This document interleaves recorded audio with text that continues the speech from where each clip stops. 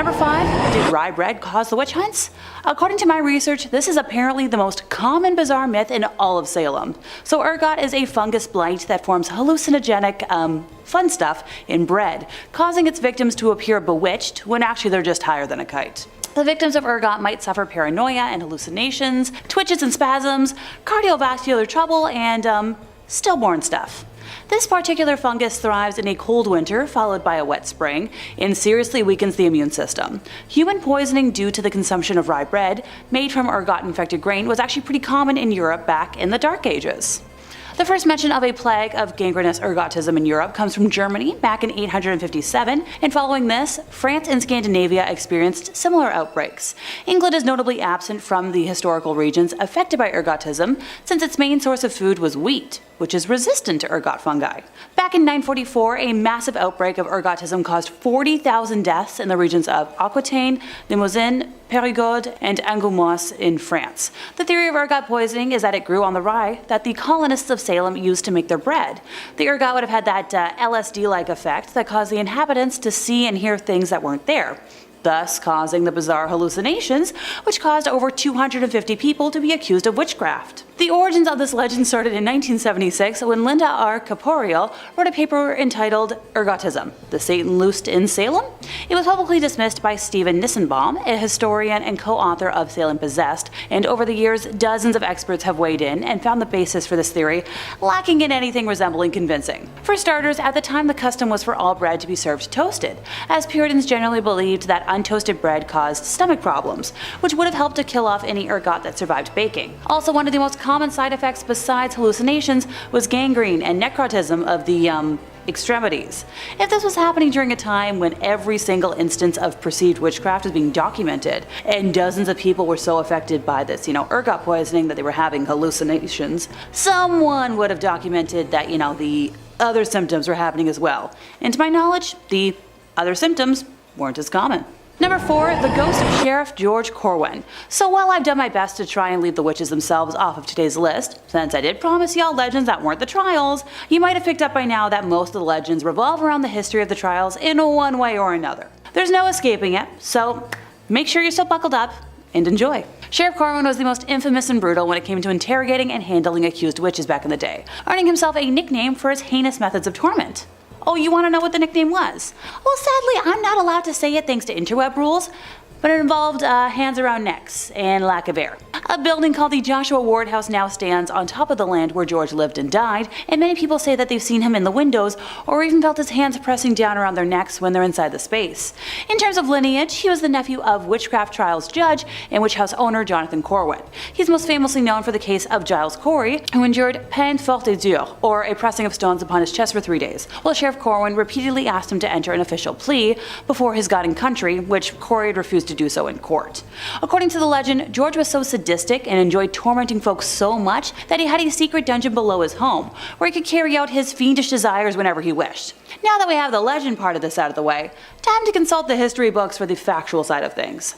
The actual cases of George tormenting the accused are documented, but are far fewer than have actually been attributed to him.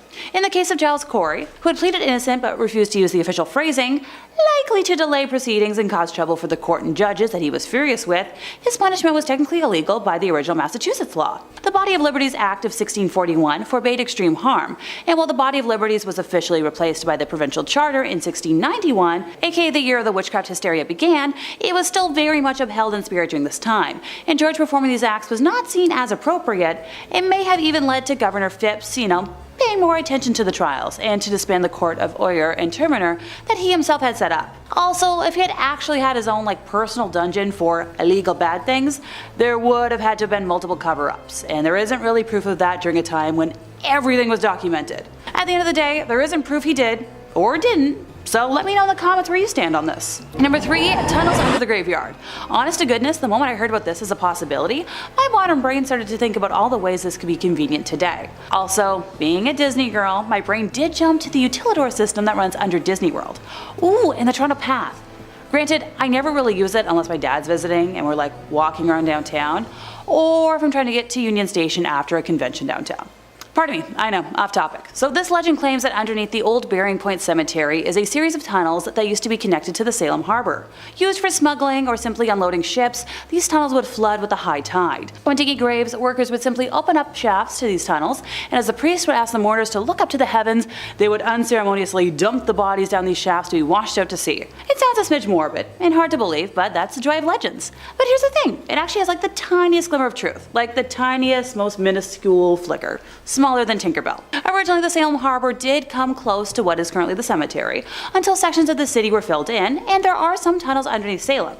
However, the rest is such complete and utter ridiculousness that historians are adamant it isn't true. But there's only one way to find out. Who wants to go on a road trip to Salem with me to go tunnel hunting? My car has room for plenty of people, trust me. Number 2, the bodies under the witch house. So remember when I mentioned Jonathan Corwin just a few moments ago? Yeah, that's about to come into play again. So when the Corwin house, aka Jonathan's house, was moved back in the 1940s to accommodate the widening of the street, underneath the original hearth were several bones. These were thought to be hidden bodies, and the town was in an uproar over the hidden corpses in the basement of the witch house. And if we're going off of information based on the legend, it would make sense with the whole secret dungeon of George's. This legend actually has the most historical fact behind it, as there was indeed a newspaper article about bones found under the witch house, along with a shocking headline and gruesome photo to accompany it. Sadly, or well, I guess not sadly for humans, just sadly for the purpose of sensationalism, the reality behind that headline is a little more mundane. It was common at the time of building said house, around the 1640s, to bury meat or bones underneath the cooking hearth in order to promote plentiful food for its inhabitants. Even if this wasn't the case, since I know we all like to poke holes into thin theories, the odds of charred bones from various meals over the past 300 years finding their way into the ashes and under added bricks isn't really unlikely. And regardless of their origin, the bones discovered were decidedly not human. Apparently a whole boatload of tests were done. So sadly, unlike the Disney urban legend where we found out that there really are human boats on the Pirates of the Caribbean ride, this one might be bunk. As a side note to this entry, there are no official cases of witchcraft trial victims being brought to the Corwin house for examination. While Corwin may have heard original accusations in his parlor, the odds of him being willing to bring an accused witch into his home, with his family and descendants, are astronomically against it. Dang it all though, I like when my theories are right. Number 1, the Seven Gables Secret Stairs. The House of the Seven Gables, which is also known as the Turner House or Turner Ingersoll Mansion, is a 1668 colonial mansion in Salem, Massachusetts, named for its gables. It was made famous by Nathaniel Hawthorne's 1851 novel, The House of the Seven Gables, and is now a non-profit museum. The earliest section of the House of the Seven Gables was built in 1668 for Captain John Turner and remained in his family for 3 generations, descending from John Turner II to John Turner III. You get the idea. Facing south towards Salem Harbor, it was originally a 2-room, 2.5-story house with a projecting front porch and a massive central chimney, but nowadays that portion forms the middle of the house. 4 windows of the original ground room floor, which became a dining room, remain in the house's side wall, and a few years after the original build, a kitchen lean-to and a new north kitchen L to the rear of the house were added. By 1676, Captain Turner had added a spacious front extension with its own chimney, containing a parlor on the ground floor with a large bedchamber above it. Ceilings in this new wing are higher than the very low ceilings in older parts of the house, and it featured double basement windows and an overhang with carved pendants. It was all capped with a 3-gabled garret. In the first half of the 18th century, John Turner II remodeled the house in the New Georgian style, adding wood paneling and sash windows. These alterations are preserved as very early examples of Georgian decor. The House of the Seven Gables is one of the oldest surviving timber-framed mansion houses in continental North America, with 17 rooms and over 8,000 square feet, including its large cellars. So for as long as people have been giving and taking tours of the House of the Seven Gables, the story has gone that the secret staircase of the house was used for just about everything, from smuggling freed slaves through the Underground Railroad to hiding secret lovers for midnight trysts. Sadly, it's just a set of servant stairs. So back when servants were in common usage, these stairs and passages were just as common, since it was considered unseemly for the servants to be in public view. They were meant to be invisible, spiriting into rooms to make them tidy without anybody noticing them. Ergo, hidden stairs and passageways were built to make it easy for them to access areas without meeting the gentry in the main halls and stairs. They're pretty common in older grand places. Locations like Castle Loma jump to mind for me, since they have one behind like a fireplace or something, if my memory's correct. Apparently in recent years there has been some debate over whether the staircase would have been part of the original or later period structure, as it was part of a rebuild by a famous colonial revivalist architect by the name of Joseph Chandler at the direction of Caroline Emerton in 1909. It absolutely fits with the design of servant stairs though, that are seen in many similar structures. And gosh dang, here I was hoping for another home on the same level of spooky as the Winchester Mystery House over in California. Now that's a home with the most random additions with no meaning, all meant to hopefully appease spirits. Funny enough, I think an acquaintance of mine is working there as a scare actor this year. It's a good reminder to touch base with them. Coming in at number 5 we have Frau Perchta. This is a terrifying Christmas witch. Christmas is usually a time of togetherness, happiness, celebrations and lots of food, right?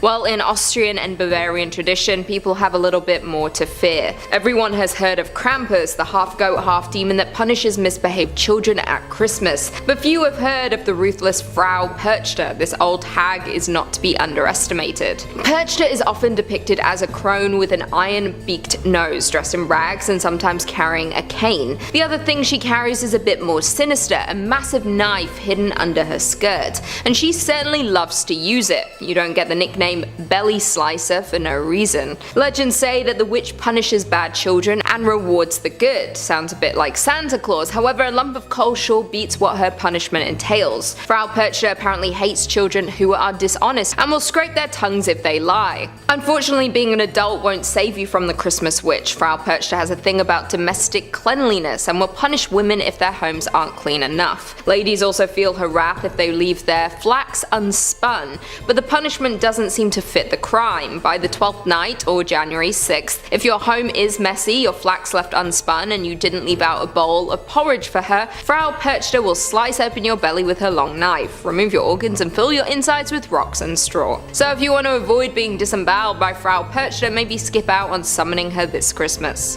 Coming in at number 4 we have Isabelle Gowdie. Isabelle Gowdie is a Scottish woman made famous for her extremely detailed confession of witchcraft in 1662. Unlike many other women at the time, she was not tortured for her testimony and willingly gave it on her own volition. Her confession apparently provides one of the more comprehensive looks into European witchcraft folklore at the end of the era of witch hunts. As a result, she was tried and allegedly executed. In her famous confessions that took place over several weeks, Isabelle Gowdie spoke about the time she encountered the devil, who she described as having cloven hoofed feet. She admitted to being in service to the devil, also claiming to have slept with him. Gowdie spoke in great detail about her coven's activities, like their abilities to shapeshift into animals. She detailed the different charms and chants she would use and also said she was once entertained by the Queen of Fairies in her home. The details surrounding her execution are muddied at best. There's speculation that she was strangled and burned, while others say she was most likely beheaded. Coming in at number 3 we have Jenny Greenteeth. Straight from English folklore is Jenny Greenteeth, a bit of a Party City looking witch if you ask me, but she's not someone to cross. This witch has a myriad of different names like Wicked Jenny or Ginny Greenteeth, but her MO is all the same. The water-dwelling hag is said to have an affinity for drowning the vulnerable. This legendary witch has a bit of a monstrous appearance with long arms, sharp teeth, and wild hair. Her skin is a grotesque shade of green and resembles duckweed, a type of weed that is one of Britain's most common small water plants. Because of this, she's often associated with ponds and rivers with the weed growing on it, and it's said to be an indicator of her presence. From the 19th century onwards, children have been warned to steer clear from bodies of water, with the threat of Jenny Greenteeth drowning them. It was also said that if they stuck around a pond too long, her long arms would drag them into the water. Elderly folks will also suffer the same fate should they not listen to the warnings. Fun fact, Jenny Greenteeth actually inspired Meg Mucklebones in Ridley Scott's Legend. In at number 2 we have Moll Dyer. Moll Dyer has a bit of a tragic backstory, but her legend still runs strong in the community in which she lived. In 17th century Leonardtown, Maryland, Moll Dyer was an old woman who was accused of witchcraft and ultimately suffered a fate similar to those of the Salem witch trials. Although historical records have yet to prove her existence, there were several Dyers in the area at the time, so it's possible that Moll was simply a nickname. And despite this, there's a street, a stream, and a large rock named after this alleged witch. Legend goes that Moll Dyer was an old hag who lived a semi-isolated life on the edge of town. The townspeople feared her, and the ambiguity of her origin sparked a flurry of rumours. Some believed that she had killed her husband and was on the run, and others believed she was driven out of her previous hometown. There was speculation that she was a healer, and after a series of misfortunes plagued the town, Moll Dyer was blamed and labelled as a witch. On a freezing winter night, the townspeople gathered outside of her home with torches and pitchforks in tow, setting fire to the ramshackle home. home. Moll Dyer narrowly escaped the angry mob and took off deeper into the woods. Several days later, her body was discovered frozen solid on top of a large boulder, with one hand stretched out to the heavens as if cursing her tormentors. In the years after her passing, they say that the lands became uncharacteristically barren, livestock died, and the men responsible for leading the mob suffered bouts of terrible luck. Today, Moll Dyer is said to haunt the lands in which she died and can be found on the coldest of winter nights. The imprint of her body is apparently still embedded on the rock that she died on and is even on display in the town. Many believe that Moll Dyer partially served as an inspiration for the entity from the Blair Witch Project. We all know how that ends, so I would not recommend summoning Moll Dyer. And finally, in at number 1, we have the Bell Witch. In the top spot is none other than the infamous Bell Witch. The legend of the Bell Witch haunting is a staple in southern United States folklore, and a terrifying story at that, so terrifying that it even captured the attention of a US president. In the early 1800s, John Bell and his family settled in Tennessee on 320 acres of farmland along the Red River. For their first 10 years, their life was good until one day things changed. Strange paranormal occurrences began to plague the family. They would hear pounding on the walls, chains rattling, and John Bell even saw a peculiar and unnatural looking creature. It had the head of a rabbit and the body of a dog. The haunting progressed, and soon the entity was snatching blankets off of the children as they slept and even began to develop a voice. The family would hear faint whisperings and what sounded like an old woman singing hymns. The activity only got worse and the entity began attacking the Bell's youngest daughter, Betsy Bell, leaving welts and handprints all over her face and body. Its voice strengthened over time and they would hear it quoting scripture, carrying on intelligent conversations and still singing hymns. Word of the supernatural phenomena spread like wildfire and even garnered the attention of Andrew Jackson before he became the 7th President of the United States. When Jackson and his men went to investigate the claims, one man from his entourage was allegedly attacked by the Bell Witch and said he felt pins being stabbed into him and was being beaten severely. Some allege that Jackson later said that he would rather fight the British at New Orleans than fight the Bell Witch. Maybe for good reason too, because John Bell became the main subject of her wrath. The Bell Witch apparently tormented him and caused a steep decline in his health. John Bell eventually died and the witch took responsibility, claiming she had poisoned him. The Bell Witch is said to still haunt the property today and is regarded as one of the most famous pieces of southern lore. Starting off this countdown, we have the North Berwick Witches. North Berwick is a small town in Scotland where some of the most brutal and horrific witch trials took place. It all started during the reign of King James VI. While on his way to get his new bride in 1589, he encountered a series of disastrous storms. In fact, the storms were so bad that he was forced to head back home. He immediately thought that the storms were the work of witches. It didn't help that back then a rumor had started that a witch had sailed out on the River Forth to conjure up some storms. So from then on, King James was dead set on finding these witches. In fact, 70 to 200 women were accused of being witches. Most of them were tortured and then executed. Now, apparently during these trials, he did come across a number of women that admitted to being witches. They claimed that they had all made deals with the devil and were now under his command. They also claimed that they would use one of the churches there to hold their covens. They even said that this was the place where they had summoned the devil himself. In fact, this church was located right on the seafront, so James was like, aha! The perfect place to conjure up storms. All of you are guilty. As a result, these witches were strangled and then burnt at the stake. In our 4th spot today, we have Sabrina Spellman. Although she's a fictional character, Sabrina still deserves a spot on today's list. Without too many spoilers, the show The Chilling Adventures of Sabrina is about Sabrina, a teenage witch who on her 16th birthday has to sign her name in the Book of the Beast. Upon doing so, she makes a deal with Satan. She basically gives herself to him in exchange for magical powers. At first, Sabrina refused to do so because she didn't want to give up her mortal life, but later on she was forced into doing it in order to stop a number of evil forces that were murdering many of the townsfolk. Once she signed the book, she is forced to do Satan's bidding. She has to basically bow down to him and do whatever he instructs her to do. In return, Sabrina's magic became even stronger. In fact, she became the 4th witch in all of history to summon demonic blue hellfire, which was then used in order to fight off the Greendale 13. And for her to do that as a relatively new witch is very impressive. Later on in the show, we also realize that Miss Wardwell is evil and is using Sabrina so she can become the Queen of Hell. Sabrina's destiny took a dark shift as soon as she made a deal with the Dark Lord. Although all the witches in the series have signed this book, the Dark Lord specifically needed Sabrina to sign it. Her destiny is far more different than the other witches in the show. Have you guys watched the show? Let me know in the comments below. Honestly, I did, but after season 2,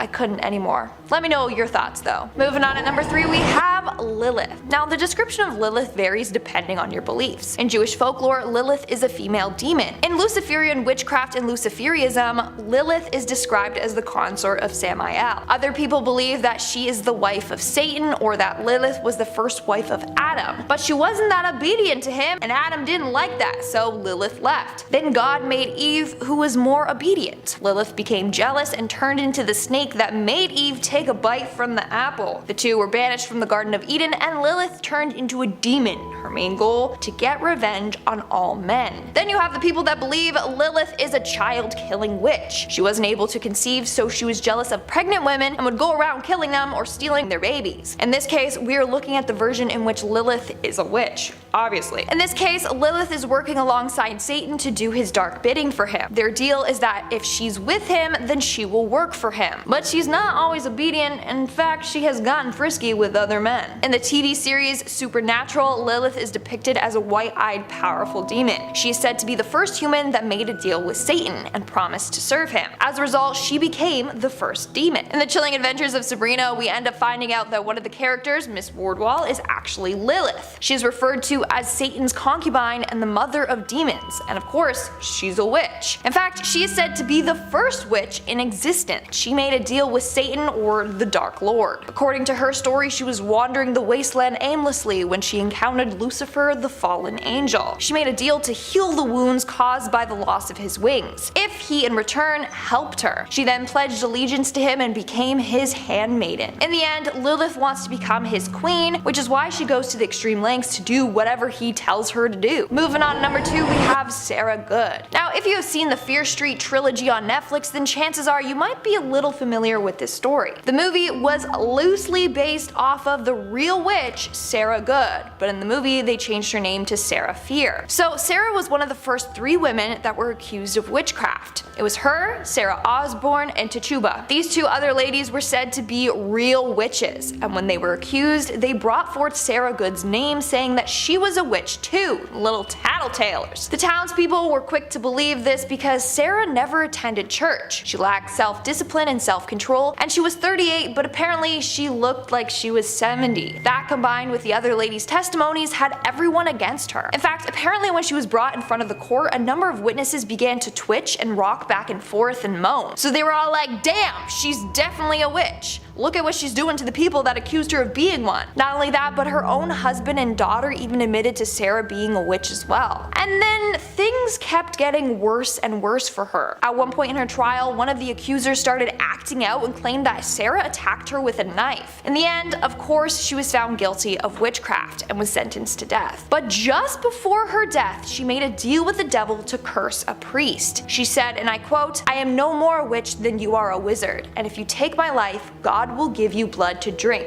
Now when she died, apparently the priest and his land both became cursed, just like Sarah claimed it would. To this day, it's said that Sarah continues to haunt the town, searching for those that have wronged her. And in our number 1 spot today, we have the Bowness witches. In 1679 in Bowness, Scotland, a number of women were accused of being witches. These women were Annabelle Thompson, Margaret Pringle, Margaret Hamilton, Bessie Yicker, and another woman named Margaret Hamilton. Now during this time, the hype and fear of witches was dying down. So people were shocked that out of nowhere 5 women were being accused. But rumor has it these women had renounced their baptisms and had been in contact with the devil on a number of occasions. They apparently had eaten, drank, danced, and had intercourse with the devil. Annabelle Thompson even admitted that she had made a deal with the devil for a better life. She had been widowed twice, and so she turned to the devil for help, and in return she would be loyal to him. She then invited the other women to come over and do all these things with the devil with her. The women then apparently formed a demonic pact with each other and Satan. One of the Margaret Hamiltons also admitted that she had met the devil. She claimed that the devil came to her in the form of a black dog. And she said that she was his servant for 3 decades already. And another was accused of using her witch magic to help get wealth. As a result, all the witches were found guilty and were strangled at the stake before being burned to ashes. Kicking off our list today, we have Gyde Spandemager, one of the first women executed for sorcery in Denmark and in Scandinavia. In 1543, King Christian III of Denmark equipped a fleet of 40 ships to chase away an imperial Dutch fleet from the coast of Norway to the Netherlands.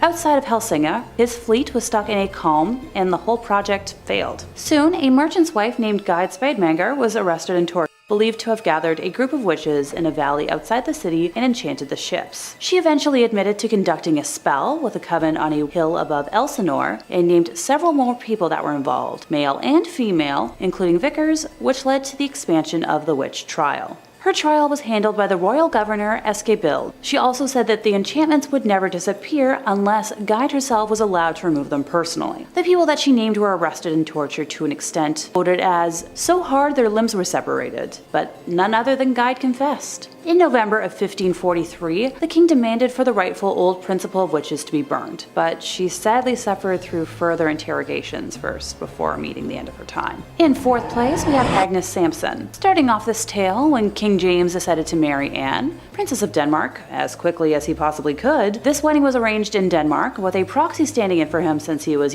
located in Scotland. Anne's attempts to join her new husband across the ocean were severely delayed by dangerous and life-threatening storms, so he eventually decided to join her instead. After another wedding ceremony, which the king actually attended, the couple decided to head home to Scotland, with yet another storm plaguing their journey. Witchcraft trials had already begun in Denmark. Remember Gyde?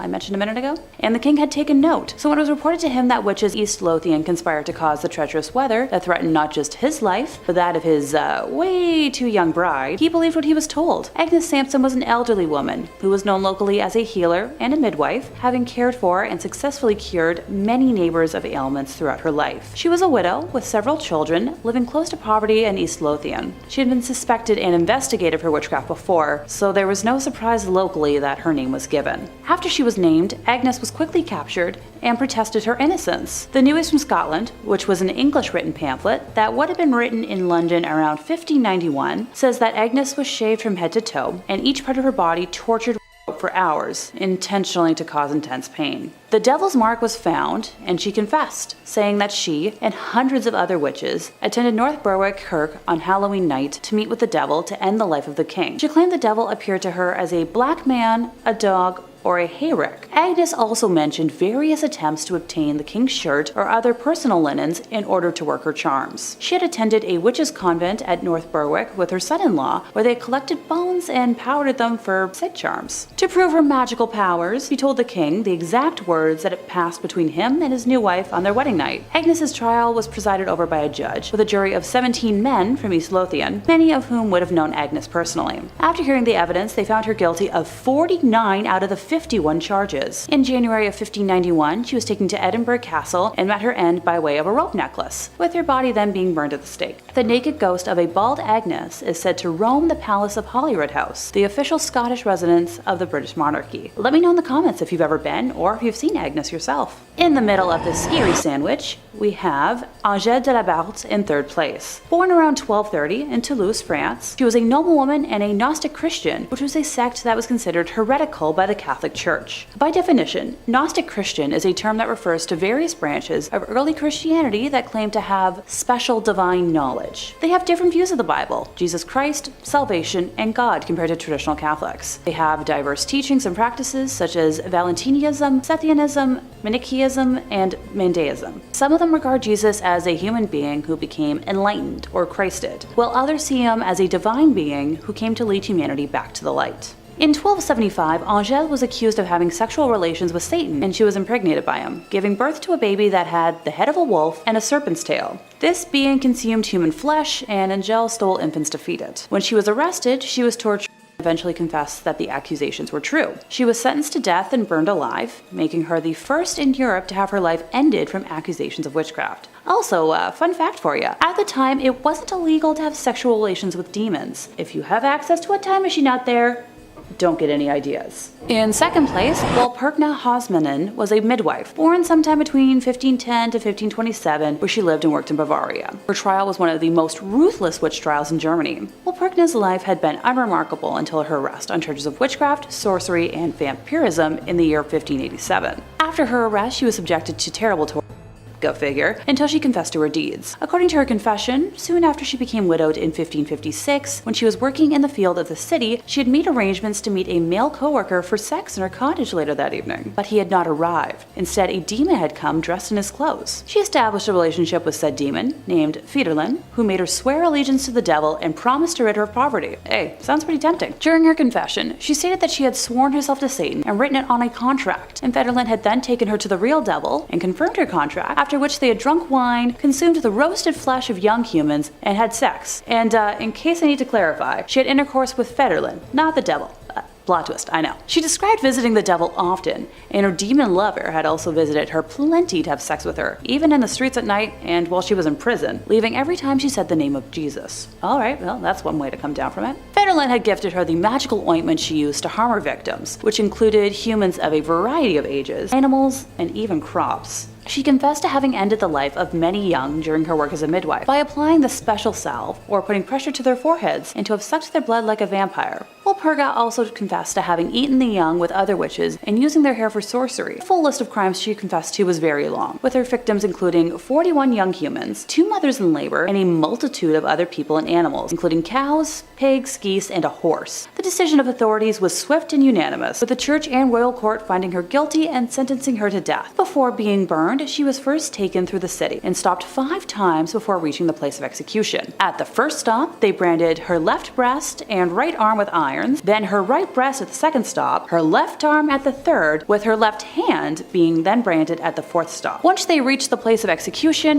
her right hand, with which she had made her oath as a midwife, was cut off before finally being burned alive at the stake. Her ashes were not allowed to remain on soil, but were then dumped in a stream. In first place, we have Gilles Garnier. I swear I don't intentionally plan to name male witches as the worst on my list, but they tend to commit the most heinous acts throughout history. And before anyone wants to try to correct me in the comments again, men have often been named as witches throughout time.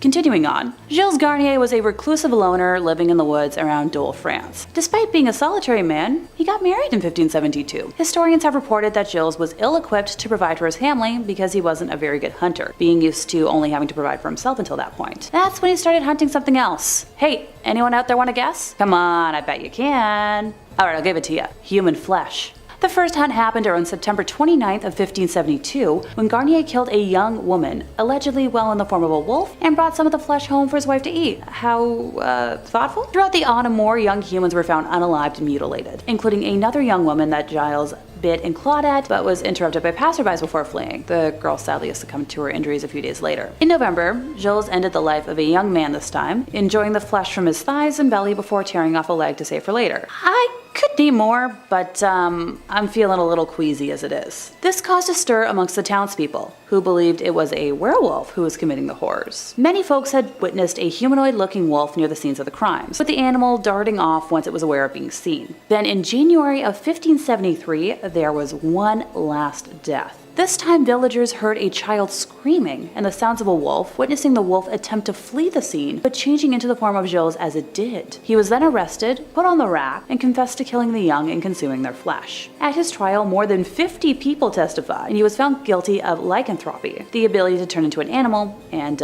witchcraft. He and his wife were burned at the stake on January 8, 1573. In 5th place, we have witch cakes to kick us off. Sadly, these aren't yummy Halloween cakes, a thought which makes me very hungry, but instead a bizarre form of counter magic, a supernatural dessert used to identify suspected evildoers. In cases of mysterious illness or possession, witch hunters would take a sample of the victim's urine, mix it with rye meal and ashes, and bake it into a cake. This stomach-turning concoction was then fed to a familiar or animal helper of the suspected witch in the hopes that the creature would fall under its spell and reveal the name of the guilty sorcerer. During the hysteria that preceded the Salem witch trials, Tituba famously helped prepare a witch cake to identify the person responsible for bewitching young Betty Paris and others. The brew failed to work, and Tituba's knowledge of spells and folk remedies was later used as evidence against her when she was accused of being a witch. Before I forget, another use for a witch cake came from burning the pastry in hopes that the scorching heat would transfer to the witch and force her to reveal herself. Whew.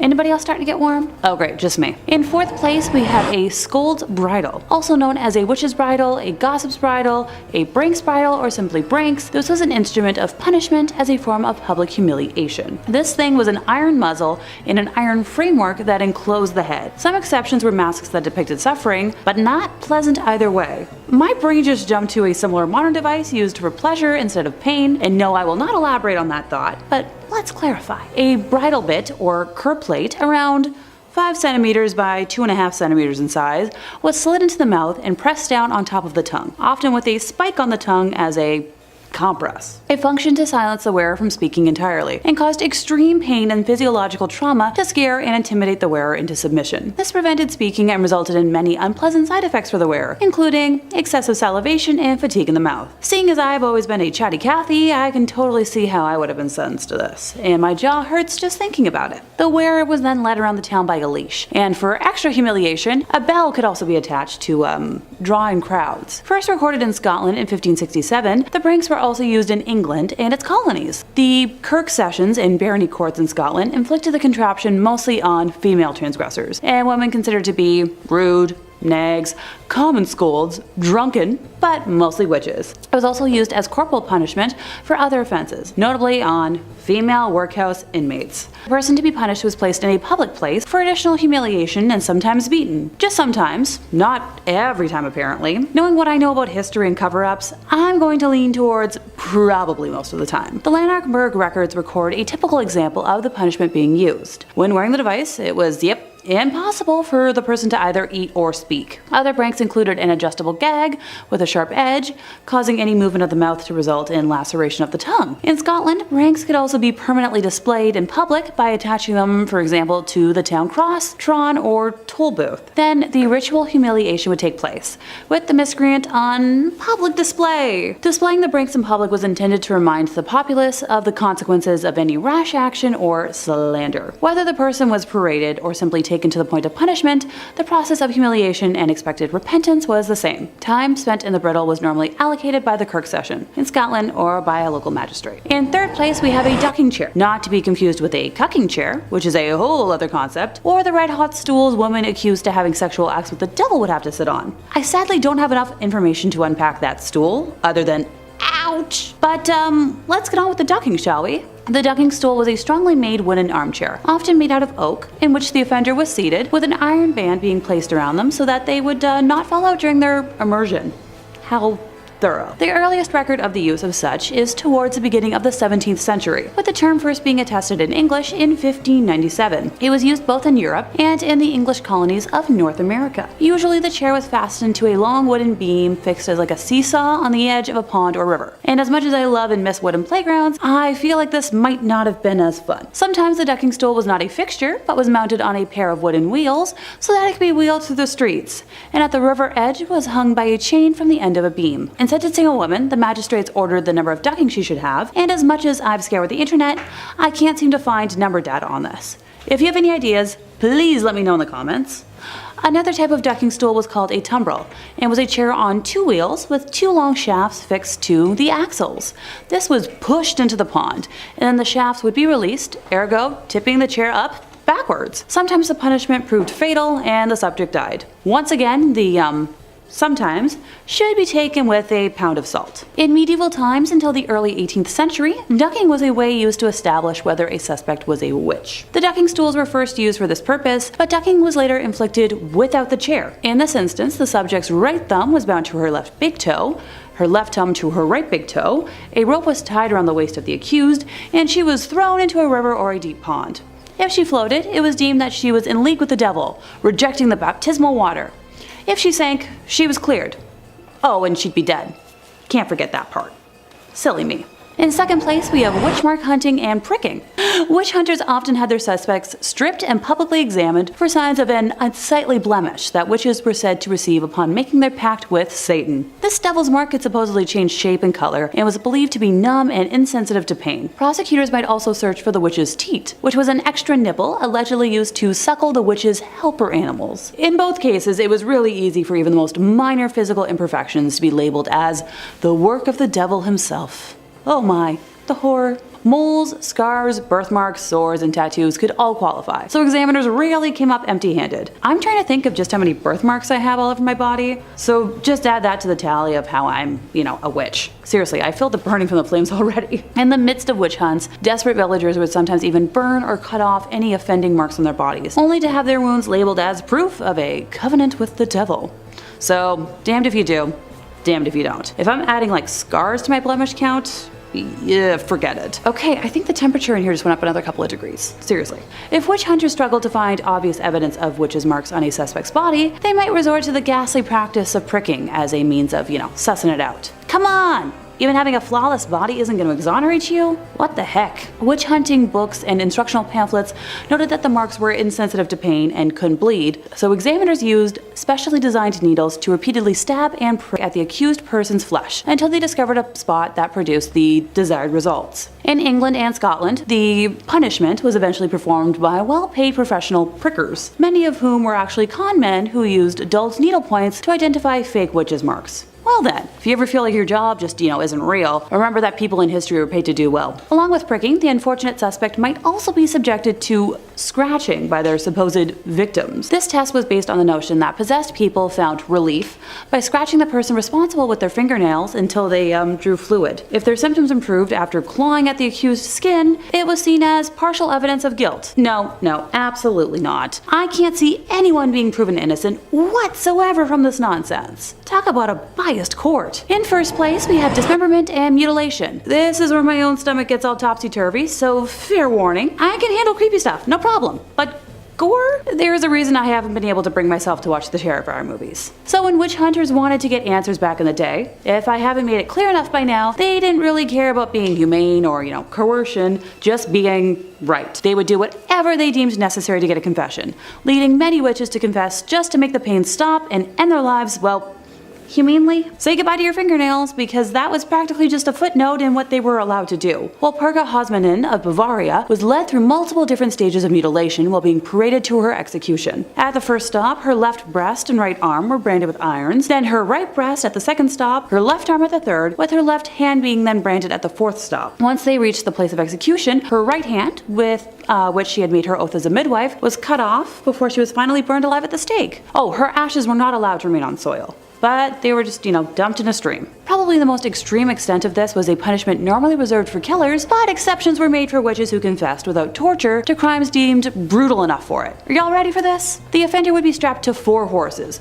with one arm or leg attached to each separate horse, and then on command, the horses would start running and rip the offender's arms and legs off. The person would die somehow, and painfully, through life source and limb loss. Starting off this countdown, we have John Reed. John Reed was one of the 7 witches tried in 1697 Scotland. When he was caught, persecutors found that he had a mark on his loin. John said that the devil had nipped him there and that it indeed was a witch's mark. John also confessed that he was in service with the devil. The devil promised him wealth and abundance, but in return, John belonged to the devil. But John revealed that the devil broke his promise and never did anything he said he was going to do. On top of that, John admitted to attending a number of meetings with other witches. He also admitted that he was responsible for the torment of Christian Shaw. Christian was an 11-year-old who claimed she encountered a pack of witches who then bullied her and stole her milk. He also admitted that they all drowned her in the local well. As a result of his confession, it was very clear that he was a witch and he was locked away in a cell. The next day though, he was found dead. He had hung himself in his cell with his own scarf. It was believed that this was the devil's work. The devil convinced him to take his own life because John exposed him. Within the following weeks, the other witches close to John took their own lives in their cell as well. Again, it's thought that the devil possessed them and killed them off one by one because he was pissed with them. In our 4th spot, we have Janet Howitt. Between 1661 to 1663, 44 people in Beaufort, Scotland were accused of witchcraft. 7 of those accused were executed. The fate of some of the others remain unclear. One of the main women was Helen Guthrie. She was not a nice lady at all. This woman murdered her own stepsister and the stepsister's children. But she was like, wait, I'll help you, and claimed that she was able to identify other witches just by looking at them. So she said she would help them in the witch hunt front if they went easy on her. She then went on to make up elaborate stories of witches meeting up at graves and eating the flesh of other humans, etc. The more she made up and pointed fingers, the longer she got to live, and same with her daughter Janet Howitt. Janet was also accused of being a witch like her mom. In fact, she had a witch's mark on her shoulder. She said it was from the devil biting it. She also said that it hurt for so long until the devil visited her again and stroked her shoulder. When he did that, the pain immediately stopped. Now, Janet was imprisoned with the rest of the accused, but we don't know what happened to her. They held a trial for her and no one testified against her. Plus, they only had the mark on her shoulder as evidence. We truly don't know if young Janet was let go or sadly killed. What we do know is that her plea date was 1666, 4 years after her arrest, so she was in jail for quite some time. In our third spot, we have the Witches of Huntingdon.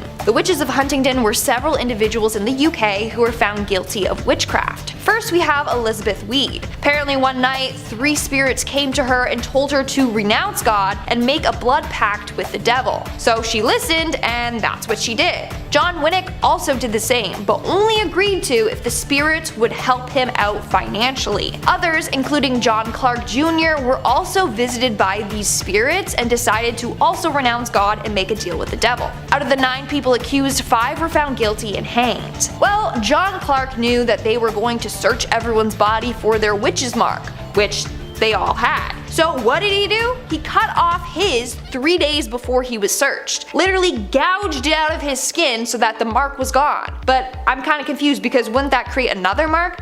I don't know, but I think he was let off the hook while he watched his friends be killed. He literally said, and I quote, "It was foolish to let the authorities find their marks. I cut off mine 3 days before I was searched." He then denied ever making a pact with the devil or being a witch, even though he was. Moving on to number 2, we have George Jacobs Sr. George Jacobs Sr. was an English colonist who was accused of witchcraft in 1692 during the Salem witch trials. George was quite the man around town. He had several run-ins with the law. He was known for having a violent temper, and in 1677 hit a man named John Tompkins Jr. 2 witnesses said, and I quote, "One blow, and if the latter had not held him by the arms, he would have struck him some more, he being in such a passion." Now, he was fined for this. Then in 1674 he was sued by his neighbor after he chased some of his horses into the river where they drowned. He argued that the horses were trespassing on his property, whereas others thought he just liked wreaking havoc on town. Fast forward several years later, George Jacobs Sr. and his son, George Jacobs Jr., and his daughter-in-law and granddaughter were all accused of witchcraft. Everyone got off except for Jacobs Sr., and that's because he had a witch's mark. His body was searched and they found what was described as 3 teats on Jacobs. It was thought that if a person had an extra nipple, that this was a sign that they were a witch. Why? Well, it was believed that the extra nipple or teat was from when the devil or some demons sucked the witch's blood as a form of nourishment. It was said that Jacob Sr. had 3 of them. 1 in his mouth, 1 on his right shoulder blade, and 1 on his hip. Now, they weren't actually nipples though, it was just a 1/4 inch long fleshy thing protruding from his skin with a sharp point. They proceeded to stick pins in each of them to see what would happen. This was called the witch pricker. Apparently, if you are pricked and you don't have a reaction to getting pricked and you don't bleed, then you are a witch. Well, when they pricked each teat, Jacobs never reacted to it and he didn't even bleed. So he was found guilty on August 5th, 1692 and was sentenced to be hanged along with the other witches. And in our number 1 spot we have Elspeth Reoch. Elspeth Reoch was an alleged witch in Scotland during the early 1600s. When she was 12 years old, she claimed that she was approached by 2 men. One was dressed in all black, the other in green tartan. The man in green told her that if she followed his instructions, that she would be able to obtain magical powers. He told her to boil an egg and use the condensation from cooking the egg and take it and rub it on her eyes with unwashed hands. Sounds like an eye infection to me. He said that this would give her the powers to see and know everything that she wanted. So she followed his instructions and bam, it actually worked. So now I kind of want to go home and try it. I don't know, maybe it will work. And she actually developed clairvoyant skills. When Elspeth was older, she was visited again by the men. This time it was only the man in black. He showed up in her room one night. He told her that he was neither dead nor alive, but trapped between heaven and earth. He also told her that to maintain her magic skills, she needed to act dumb. That way, no one would suspect a thing. They'd be like, she's not a witch, no, she's way too dumb to be one. Well, eventually she was caught. In fact, she got in way more trouble because of her acting dumb. They were all like, she's fully a witch, she tried to trick us, let's kill her. At her trial in March of 1616, she confessed to using her clairvoyant powers to spy on people, and she would also use magical spells to cure illnesses. Furthermore, when they inspected her body, they found a witch's mark. She had what appeared to be a scar in the shape of bite marks on her shoulder. Later she confessed that she was bit by the devil and that was the mark that he left. She was charged with witchcraft and deceiving locals by pretending she was mute. In the end, she was executed by strangulation before having her body burned. Starting off this countdown, we have Julia Brown. Julia Brown was a well-known voodoo practitioner and witch in her small town in Louisiana. People knew her for her charms and her curses, as well as the creepy songs that she would sing on her porch with her guitar. In her community, people would come to her and she would perform a number of different rituals for them. That was until people started to take advantage of her, so she started to get back at them. When they came to her, she would scare them by telling them predictions like they're gonna die soon or bad things were coming for them. Then the locals were like, "Hey, what's going on with her?" Close to her death, Julia started to act strange. She would constantly sing songs about her death and how she would get revenge on the town. One song that she would sing goes as so: "When I die, I take the whole town with me. When I die, I take the whole town." Not a very cheery and upbeat song if you ask me. In fact, no one knew what she was talking about until the day that she passed away. On September 29, 1952, Julia passed away. On that day, the town came together for her funeral. Well, as they were lowering her casket into the ground, rain came down hard. This rain later turned into a disastrous hurricane that wiped out the entire town. So it's believed that before she left, she put a curse on the town, which is what she meant by "when I die, I'm taking the whole town with me." Over the years, a number of people have attempted to rebuild the town, but every time they do, it ends up getting destroyed again. Maybe her curse is real then. In our fourth spot today, we have Gerald Gardner. Gerald Gardner is often called the father of modern witchcraft, and that's due to the fact that he founded Wicca. Although technically he learned it from a group of people and then went on to just write about it, so they gave him credit for it. But anyways, basically back in 1939 he said that one night he encountered a group of women who claimed to be witches. They stripped him of his clothes and put him in the middle of a ceremonial circle. The circle was lined with naked women, and they showed him their ways. From there, he learned briefly about Wicca and thought, hey, this is great, let's preserve this and make sure that everyone knows about it. In 1954, he actually created a book titled Witchcraft Today that teaches others how to embrace Wicca fully. He then went on and became obsessed with the occult. In fact, it's believed that a number of Wiccans and pagans were saved partly because of him. They could come out and be like, yeah, I'm a witch, without fear of being hanged or burned alive. To this day, he's one of the most relevant witches in history, but also one of the more controversial ones. In our third spot today, we have Mother Shipton. Mother Shipton, otherwise known as Ursula Sonthiel, was born in 1488 England. Legend has it that she was born during a massive thunderstorm and her mother gave birth to her in a cave. Her mother was only 15 at the time and was stuck raising Ursula in that cave by herself. That was until the monastery took her mother in and a local family took Ursula in. Eventually her mom was taken to a nunnery and they never saw each other again. Growing up, Ursula had a hard time fitting in. She had a large crooked nose, her back had a bend in it, and her legs were twisted. So right off the bat, people were like, yeah, she's a witch, just because of her appearance. In fact, people would bully her and call her hag face. Others believed her father was the devil. It didn't help that her mom refused to tell anyone who the father of her child was. So people were like, yeah, for sure, her father's the devil. Not only that, she would spend a lot of time by the cave that she was born in.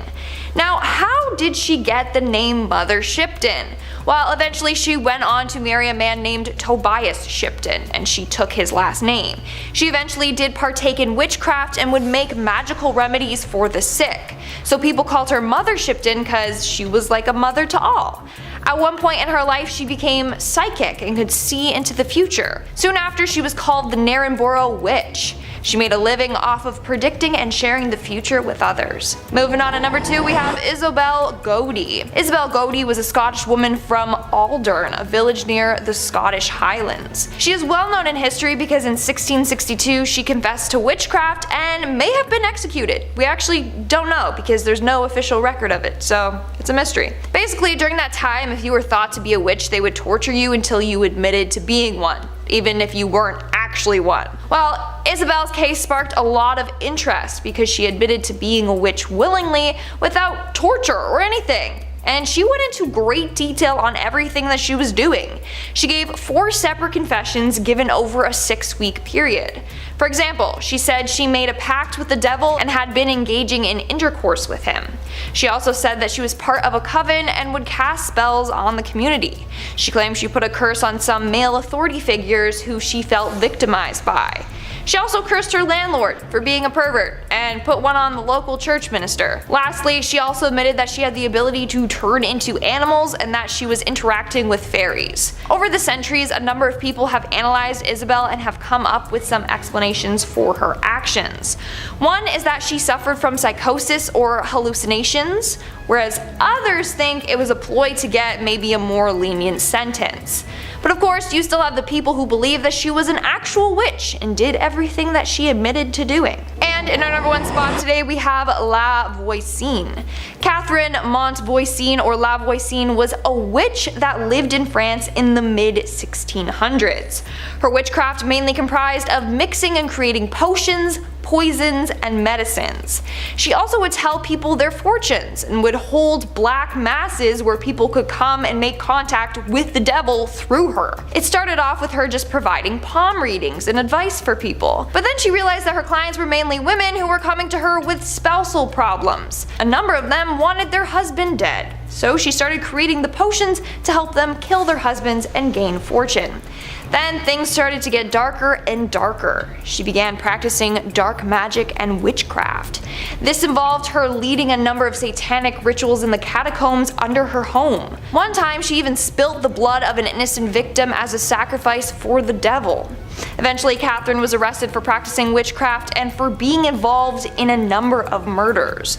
She was publicly burned at the stake in 1680. Number 5. Julie Brown. Our first witch today on the list of which witch is Julie Brown, legendary voodoo priestess of the swamps. New Orleans is filled to bursting with 2 things: the most wondrous advancements in soul food and gumbo technology on the planet, and ghost stories. There's a whole lot of voodoo to go around in Louisiana, and in Manchac they say there's the ghost of an old voodoo priestess named Julie Brown. The story of Julie Brown is an unnerving one. I would certainly hope so, otherwise it wouldn't be on this list. She was said to be reclusive, would sit on the porch of her swamp shack and spend the day cackling, predicting the demise of nearby towns and its residents, singing twisted songs about her death and the apocalypse and the end of days. Despite the fact that she was a kooky old lady singing songs about the apocalypse on her front steps, locals actually feared her and treated her as an oracle and a prophet,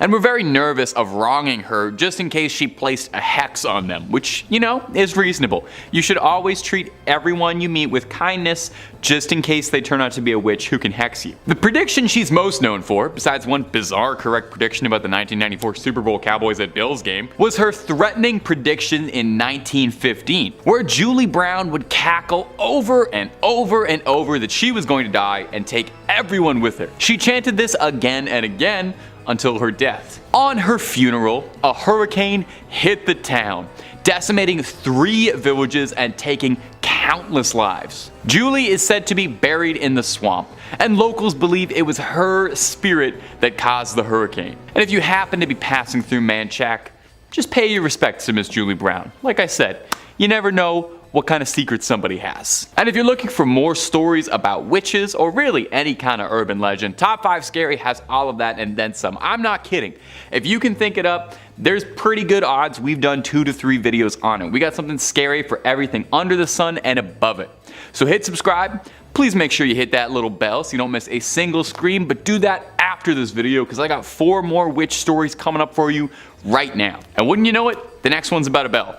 Number 4, the Bell Witch. In the 1800s, a farmer going by the name of John Bell moved his family to picturesque Adams, Tennessee, onto a beautiful 300-acre farm, little slice of American pie. Bell quickly became a figurehead of the community, respected by many, and became a local leader at the town church. For the Bell family, things were the brightest they've ever been. They were living the dream and ringing in good fortune. I was trying to make a Bell pun work there. There's probably a better one. Things wouldn't be good for long, and they'd find themselves in a nightmare shortly. By 1817, strange, inexplicable things started to occur all around the farmstead. John Bell found a strange animal on the farmstead, a mutant hybrid that resembled a grotesque mix between a dog and a rabbit. I know that sounds like it would be cute, but I think if you get the wrong parts of both, that's just going to turn out to be a very, very ugly animal. I think dog, rabbit ears, pretty cute.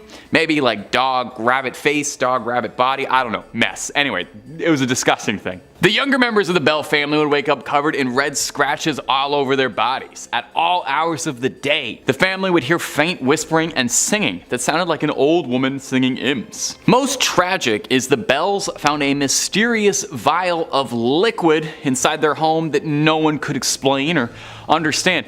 Nervous about what it was, the Bells offered the mystery liquid to their cat, which passed almost immediately.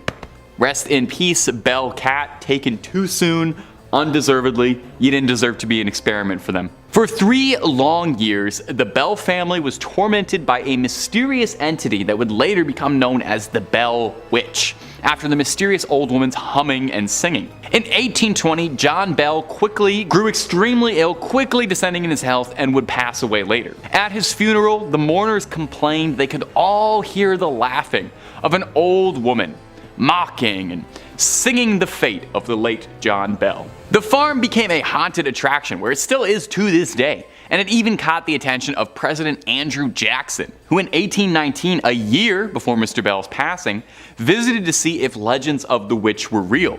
Allegedly. As soon as his carriage arrived at the property, the horses refused to budge anymore. The animals can always tell. Number 3, the Black Hag. Our next witch probably has the most impressive title out of any of them, the Black Hag. That is such a cool name for a witch to have. She resides in a church called, oh god. Let me try this. The Monastery oh. What, you want to throw that on screen for me? Monastery, how am I supposed to say that? This is the witch's curse. I don't even know about any witchy stuff she does. She tries to get you to say this evil word and then it curses your family. I'm getting a note over here. It says that it's also called the Abbey of the Black Hag. Well, that's what we're going with. We're not calling it that other thing. I'm not doing that. The Black Abbey of the Hag, which as far as I know is the only name this church has ever gone by, was built in 1298. Wow, it's an old church. And was one of the few well-known medieval convents in old Ireland. The remains of the abbey still stand today in a secluded valley, making an already mysterious and supernatural place just that much more atmospheric. The place is called the Abbey of the Black Hag, for God's sakes. You don't name a place that unless it's pretty haunted. Sounds like it's straight out of Dishonored. And while I've got you here, Dishonored 3, when's that happening? Now, it's believed that the last abbess, which is a horrible word, in charge of the abbey practiced witchcraft, and in the scary way. She brought death, misfortune to the surrounding areas. Pope Martin V condemned the abbey. He was not down for witches at all. Catholic Church don't play with witches. The accused witch left to live out in the damp, deserted abbey by herself, which she probably loved because that sounds scary. Over time, her skin blackened, her hair furled, and her soul twisted, leading to the place being named the Abbey of the Black Hag. And if you can believe this, there's actually more to this story. The Count and Countess of Desmond once called the abbey home when attempting to flee their attackers, where the Countess was fatally struck by an arrow and buried by her husband, but it would not be the end of the Countess. Sightings of a ghostly figure around the ruins of the abbey were common, eventually leading to someone digging up worn out finger bones. and it's said now that a woman's panicked shrieking can be heard in the early hours around the abbey. Number 2. The Blair Witch. Perhaps one of the most pervasive witches in pop culture after the Wicked Witch of the West, the Scourge of Maryland, the Blair Witch. Perhaps you saw the very successful 1999 documentary regarding her legend, or maybe you saw one of the 2 middling sequels. According to legends, she haunts the Black Hills Forest near the town of Burkittsville, Maryland. The local folklore states that in the 18th century, a woman named Ellie Kedward was accused of practicing witchcraft. She was chased and exiled out of the township of Blair and condemned to live in the woods, hence the Blair Witch. It's believed that she died out in the surrounding forests in the harsh winter of 1785, but it's also said that she placed a curse on the town moments before her death, vowing to seek revenge on the townspeople and their descendants for generations. And not to split hairs here, but that does actually kind of sound like she was a witch. I'm not saying it was justified in exiling a woman out of her town, just that placing a hex on a town definitely sounds like witchcraft, and I can understand where they were coming from. I'm just trying to understand the scenario, okay? I'm divorced from it. I'm not part of it. I'm just trying to understand it. From here, the legends of Kedward grew into the larger-than-life figure, the Blair Witch. Various disturbing events were attributed to the Blair Witch. Mysterious disappearances, people being lured away into the woods, supernatural phenomena, camera crews disappearing in forests, reports of finding strange hex bags in the surrounding woods filled with strange runes and symbols and remnants of people, hair, teeth, for her to perform wicked rituals. Now, it goes without saying, unless you firmly believed the marketing campaign of the 1999 film, the Blair Witch Project is obviously a movie. While they say it's based on the real story of Ellie Kedward, there is no record of a Blair Township ever having existed. Almost certainly, the Blair Witch's story is inspired in large swaths by the Bell Witch, who we talked about earlier. Although in a kind of unique case, back in the day when the Blair Witch did come out, its marketing was so effective, and in this sort of like pre-early internet area, there were several people who did think it was real. It was a cast of completely unknown actors by a team no one had ever heard of. And on some level, I don't know, maybe to get esoteric with it, what makes an urban legend real? Just us believing in it, right? Do you believe the other 4 stories I've told you more?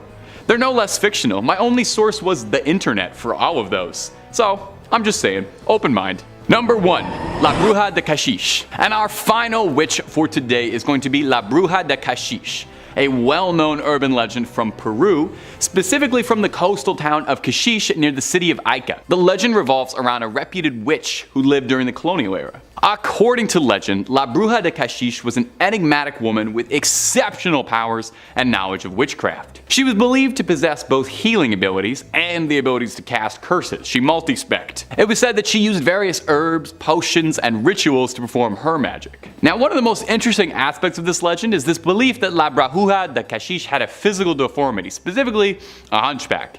And if there's one thing we love in an urban legend, it's a bit of a physical deformity. It makes it that much more believable and scary. Because someone conventionally unattractive is way scarier than not. Don't blame me, blame our Western views on beauty. I didn't write them, I just perpetuate them. Over time, the legend of La Bruja de Kashish became intertwined with the history and culture of the town of Kashish. Local residents and visitors began associating certain landmarks and natural phenomena with their presence. For example, there's a famous gnarled and twisted tree called the Witch's Tree that is said to have been her gathering place. Today, Kashish has embraced the legend of La Bruja de Kashish as part of its heritage. The town has a statue of the witch, and there are various festivals and events dedicated to her, and I guarantee you no party goes even half as hard as a party celebrating a local witch. Oh my god, imagine the cauldron stew. The legend has also become a popular tourist attraction, drawing visitors who are interested in the occult, folklore, and statues. Coming in at number 5, the Corwin Witch House. The Jonathan Corwin House in Salem, or simply known better as the Witch House, was the home of Judge Jonathan Corwin, 1640 to 1718, a prominent figure in the horrors that happened there, and is actually the only structure you can visit in Salem today that has direct ties to the Salem witch trials of 1692. Well, that might not be the case, because we got a couple of those coming up. Trust me, this place is riddled with ties to those witches. Corwin bought the house in 1675 and lived there for more than 40 years. The Witch House is a 350-year-old thick building with black painted timber, 2.5 stories tall. built to last, massive and looming. Located at 310 Essex Street in the historic district of Salem, the house stands in testimony to the witch trials, and it's believed that the witch house was used by Jonathan Corwin and others to actually interrogate those accused of witchcraft. The witch house remained with the Corwins, of course, until the mid-1800s, yet there wasn't many family around to liven it up. The Corwin curse seems like a weird one, since all the Corwin's kids, 5 children, all perished young from separate complications within the house. And this is where it gets really weird. Not only is the place haunted to hell and back, with specters seen in the attic upstairs and loud voices, arguments heard in the empty house at night, 8 Corwin lives were lost to premature death in that house. All Corwins. Yeah, I'd say that makes for a pretty cursed home, alright? A family curse. Number 4, Proctor's Ledge. There are over 1,000 documents from Salem witch trials, yet none of the accounts actually specify where the hangings took place. For many years, it was believed that the 19 people who were executed in Salem were hanged at the summit of Gallows Hill, on the edge of town to the west, where the town would meet for large gatherings. Seems like after some homework, the hill alone would be too hard to climb, not an ideal spot to hear or see the live trials, and was too thick and heavily wooded. Maps of 1700 Salem show Gallows Hill marked on the map, but no actual marker for the execution site. I feel like a detective all of a sudden. A team of researchers began to reconsider all of the evidence around 2010, eras of homework collected over the years, and eventually concluded that the real execution spot was Proctor's Ledge. Boom, baby! This was confirmed in 2016. Part of the evidence included 1692 eyewitnesses' accounts who wrote in journals that they were Should be scary enough on its own, but time to elaborate, I suppose. These manuscripts were believed to be written in the early 1900s, as their first library appearance was around the 1920s. These books originated when a Wiccan high priestess called Persephone Adrasta Irene recorded her family's spiritual history of being an American witch of Swedish and English ancestry. These manuscripts record Persephone's witchy history that she reworked all through her adult life, incorporating her mother's grimoire into them as well. The first book contains around 250 pages of spells, incantations, curses, and enchantments, as well as corresponding information on gems, planets, rites, potions, and even exorcisms. The second book includes around 150 to 200 pages of alchemy and chemistry recipes, cures, perfumes and balms, nerve tonics, and even hairspray recipes. I could use that. The first book is believed to carry the curse heavier than its counterpart, as Persephone's spells are believed in Wiccan culture to contain more power than most other records due to the embodiment of herself within them. Originally, the books belonged to Alice Montserrat, the wife of Isabelle Gowdie, who moved to the UK in the 1920s to work with famous occult writer Aleister Crowley. If you know, you know. Later on, they both went on to work with the Golden Dawn Order and printed their works and publications as occultism raised into the modern world. Though Montserrat did little reporting on the cursed lore over these books, she did make notes as to why she and others within the order believed the curse carried some serious weight. She made a note to an inscription warning all those who read it, saying, "To those not of the craft, the reading of this book is forbidden. Proceed no further, or justice will exact a swift and terrible retribution, and you will surely suffer at the hand of the craft." This was written not only in English, but other languages as well, to ensure the reader be heavily warned to keep away. To this day, copies of the Untitled Grimoires can be bought from M. Benjamin Catt's Fine Books and Rare Manuscripts in Toronto. They still come with a high warning for all non-believers within Wiccan or pagan beliefs to shy away from them because of the cursed lore within and surrounding their pages. As tempting as it might be to acquire a copy, since that is a place I could technically travel to, I don't want to risk fate. My life is crazy enough. Trust me.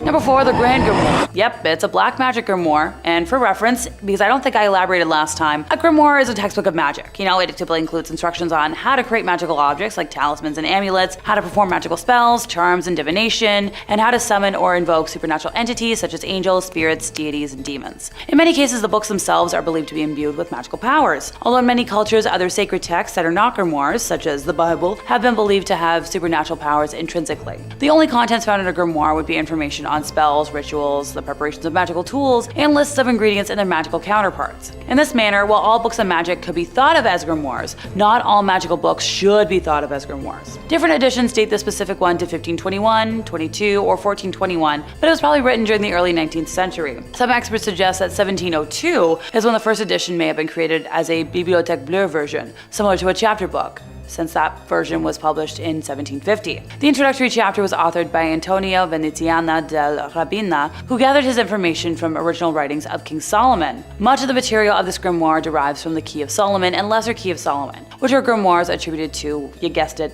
King Solomon. Known as Le Dragon Rouge, or the Red Dragon, this book contains instructions on how to summon Lucifer, or Lucifer Focal, for the purpose of forming a deal with the devil. The 19th century French occultist Eliphas Lévy, author of Dogme et rituels de la haute magie, claimed the contemporary edition of Le Dragon Rouge was a counterfeit of a true older Grand Grimoire. And I love petty historical spats. The overall work is divided into 2 books. The first book contains instructions for summoning a demon and for the construction of tools with which to force the demon to do one's bidding. Now the second book is divided further into 2 parts. The Sanctum Regnum et Secret de la Magie du Grand Grimoire. The Sanctum Regnum contains instructions for making a pact with the demon, allowing one to command the spirit without the tools required by Book 1, but at a greater risk. Secrets contain simple spells and rituals one can employ after having performed the ritual of the first book. Some editions contain a short text between these 2 parts, known as Le Secret Magique ou Le Grand Art de Pouvoir Parler aux Morts, or in English, The Magic Secret or the Grand Art of Being Able to Speak with the Dead, which deals with necromancy. The book describes several demons as well as the rituals to summon them in order to make, a pact with them. It also details several spells for winning a lottery, talking to spirits, being loved by somebody else, making oneself invisible, and more. This book mentions 3 greater demons, which are similarly prioritized in the Grimorium Verum. Sidebar: in the English translation of the work, the demons are referenced by the more generic term of spirits, which is a term I know some modern Satanists prefer. I'm kind of partial to demons. The demons that are mentioned are the Emperor Lucifer, Prince Beelzebub, and Grand Duke Astaroth. Now this book also makes mention of 6 lesser demons, and of course I'm going to mention them all. So, we already know Lucifer Focal, Prime Minister, Satan Achia, Commander-in-Chief, Agliarept, Commandant, Fleuruti, Lieutenant General, Sagatanas, Brigadier Major, Nebiros, Marshal, and Inspector General. Number 3, the Munich Manual of Demonic Magic. Try saying that 5 times fast. The MMDM, or Liber Incantationum Exorcium et Fascinatum Variarum, is a 15th century grimoire manuscript. The text, composed in Latin, is largely concerned with demonology and necromancy. Richard Kiekeffer edited the text of the manuscript in 1998 under the title Forbidden Rites, a Necromancer's Manual of the 15th Century. Portions of the text in English translation are presented in Forbidden Rites as well, embedded with the author's essays and explanations on the Munich Manual in specific and grimoires in general. The Russian translation of this Latin grimoire was published in 2019, while the first English translation was published in only 2023. There was only one known surviving manuscript of the original Munich Manual, which is almost complete, except for the first 2 folios that describe the beginning of the first ritual. The rest of the grimoire contains complete instructions for the invocation of demons such as Satan, Lilith, Astaroth, and Samael, as well as the supposed attainment of favors and supernatural powers from them. Some of the spells allow for obtaining the love of a woman, achieving invisibility, acquiring wealth and treasures, or gaining knowledge. The text is accompanied by over 40 illustrations of magic circles and symbols to be used in the rituals. Page 130 to 133 of the text include a list of 11 demons, similar to the one from the Ars Goetia. Since there are only 11, I guess I could list them all off. So Count/Duke Barbarous, Duke Casson, President/Count Odious, King Curson, Duke Alugar, Prince Diob, President Volak, Duke Generan, Marquise Tuvaris, President Hani, and Marquise Sukax. I promise I did my best with pronunciations today, folks. I'm a little sleepy. Most of the text is in Latin, with the exception of the 2 appended materials in German and Italian, which, hey, makes sense to me. Number 2, the Grimorium Verum. Yep, I've already mentioned it today. I know. The Grimorium Verum, which is Latin for true grimoire, is an 18th century grimoire attributed to one Alipek the Egyptian of Memphis, who wrote it in 1517. And like many of the other ones on today's list, it does claim a tradition originating with King Solomon. The grimoire is not a translation of an earlier work, with its original appearing in French or Italian in the mid-18th century, as noted already by A.E. Waite, who discussed the work in his book of ceremonial magic in 1911, stating the date specified in the title of the Grimorium Verum is undeniably fraudulent, since the work belongs to the middle of the 18th century and Memphis is Rome. One version of the grimoire was included as the Clavicles of King Solomon, Book 3, in one of the French manuscripts S. L. MacGregor Mathers incorporated in his version of the Key of Solomon, but it was omitted from the key with his explanation. At the end, there are some short extracts from the Grimorium Verum with the seals of evil spirits, which, as they do not belong to the Key of Solomon proper, I have not given. For evident classification of the key is in 2 books and no more. Now, Idris Shah also published some of it in The Secret Lore of Magic, Book of the Sorcerers in 1957. Alrighty, time to break down all 4 books. So book 1 is described as concerning the characters of demons, particularly the superior spirits of Lucifer, Beelzebub, Astaroth, while also including the many inferior spirits below them and their invoking sigils. Who wants to hear about what all the lesser spirits can do? So Clawneck has the power to bring money to those who make a pact with them. Musasin has power over important people and politicians. Fremos has power over women. Kleppoth can help you experience all sorts of dreams and visions. Kill can manifest dramatic situations and changes. Mersild has dominion over long and short distance travel. Clistherd can create confusion or enlightenment, depending on what you want or need. Sirkad can make you see all sorts of natural and supernatural creatures. Hickpath can make a person think of you, no matter how far or distant they may be. Humotz can bring you any book you desire. Sigal will cause all sorts of prodigies to appear. Frucissiere can teach you the art of necromancy. Gouland causes all illnesses. Surgat can create every kind of opportunity for advancement. Morel can help you move about unseen. Frutimiere prepares all kinds of feasts for you. Husi Taragaraz causes sleep in the case of some and insomnia in others. It tempted. I could use a good night's sleep. Book 2 is simply described as being of planetary hours, so I'll leave it up to y'all to interpret what you think that means. Book 3 is the preparation of the operator, or more simply put, how to prepare for a summoning. Book 4 contains the Sanctum Regnum, called the Royalty of Spirits or the Little Key of Solomon, a most learned Hebraic necromancer and rabbi. This book contains various combinations of characters whereby the powers can be invoked or brought forth whensoever you may wish, each according to his faculty. Number 1, Shams al-Marif. So,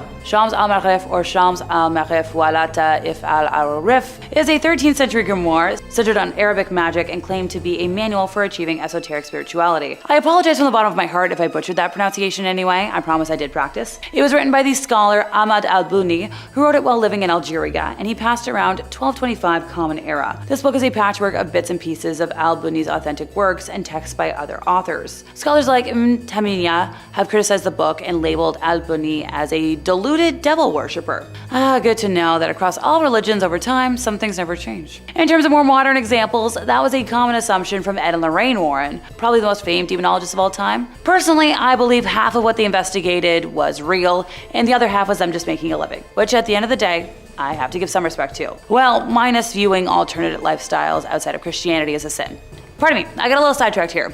In contemporary form, the book consists of 2 volumes, the Shams al-Ma'arif al-Kubra and the Shams al-Ma'arif al-Sugra, with the former being the larger of the 2. The first few chapters introduce the reader to magic squares, and the combination of numbers in the alphabet that are believed to bring magical effect, which the author claims is the only way to communicate with jinn, angels, and spirits. The table of contents that were introduced in the later printed editions of the work contain a list of unnumbered chapters, which stretch to a number of 40. However, prior to the printing press and, various other standardizations, there were 3 independent volumes that circulated, each one differing in length. While being popular, it also carries a notorious reputation for being suppressed and banned from much of Islamic history, ergo how it found its way to our list today. However, it continues to persist in being read and studied up to the present day, despite its questionable veracity and negative implications. Some Sufi orders, such as the Things I Cannot Say order, have recognized its legitimacy and use as a compendium for the occult and hold it in high regard. Another title by the same author, the title having been translated to The Source of the Essentials of Wisdom, is considered its companion text. In terms of translations, although a formal translation into English hasn't happened yet, there have been numerous renditions of a few of the more popular rituals found within the main treatise, as well as those that lie in its accompanying text. Kicking us off in 5th place, we have Tituba,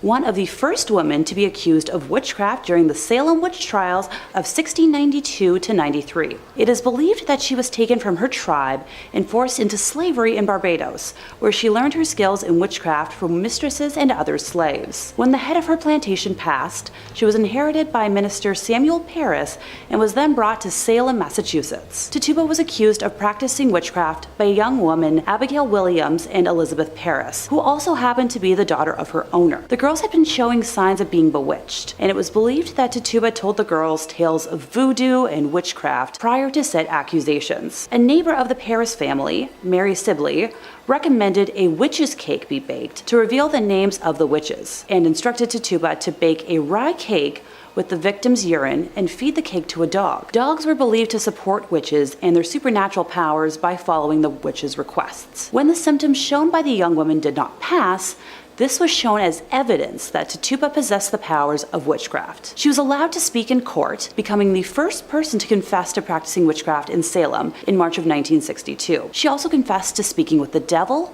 stating that he ordered her to worship him and hurt the children of the village, along with discussing tales of black dogs, hogs, a yellow bird, red and black rats, cats, a fox, and a wolf that she had cursed. She was sent to jail in Boston to await trial and punishment on March 7, eventually stuck in jail until being sold to an unknown person for the price of her jail fees that Samuel had refused to pay. Coming in fourth, Moll Dyer, one of the witches that inspired the Blair Witch Project. Residing in Leonardtown, Maryland, her origins are clouded in mystery, the most popular theory being that she was a noblewoman escaping an unsavory past. Taking up an isolated residence outside of town limits, she developed a reputation as a skilled herbalist. Those skills, combined with her unknown past and secluded lifestyle, planted the suspicion of witchcraft in villagers' heads. In the winter of 1697, the weather was so harsh that many crops failed, and a deadly plague swept through the town. It is believed that these were revenge from Moll, after the townspeople had been blaming her for every misfortune and hardship they faced. A meeting was held amongst town vigilantes, and they decided to form a mob to run her out of town. They set fire to her cottage in the dark of night, and Moll ran until her legs gave out, kneeling by a large rock. She raised her hand to the sky, calling down a further curse to the townspeople, and eventually froze to that same rock, leaving her handprint as a notice of her final act. The boulder has since been preserved as a landmark, and even though the handprint is no longer clearly visible, visitors have reported feeling profoundly uncomfortable or experiencing terrible aches and pains around it, and cameras have been known to malfunction in its presence. On the coldest nights of the year, people have reported seeing a woman with long white hair and wearing a white dress walking through the fields and woods near the town. Third place, Ray Sherwood, the last convicted witch of Virginia. Also known as the Witch of Pungo, she was born in 1660 to carpenter John White and his wife Susan, and married her husband, Farmer James Sherwood, in 1680, whom she birthed 3 sons with. Grace was a renowned healer, growing her own herbs on their land, also acting as a midwife. While no official paintings or drawings of her exist,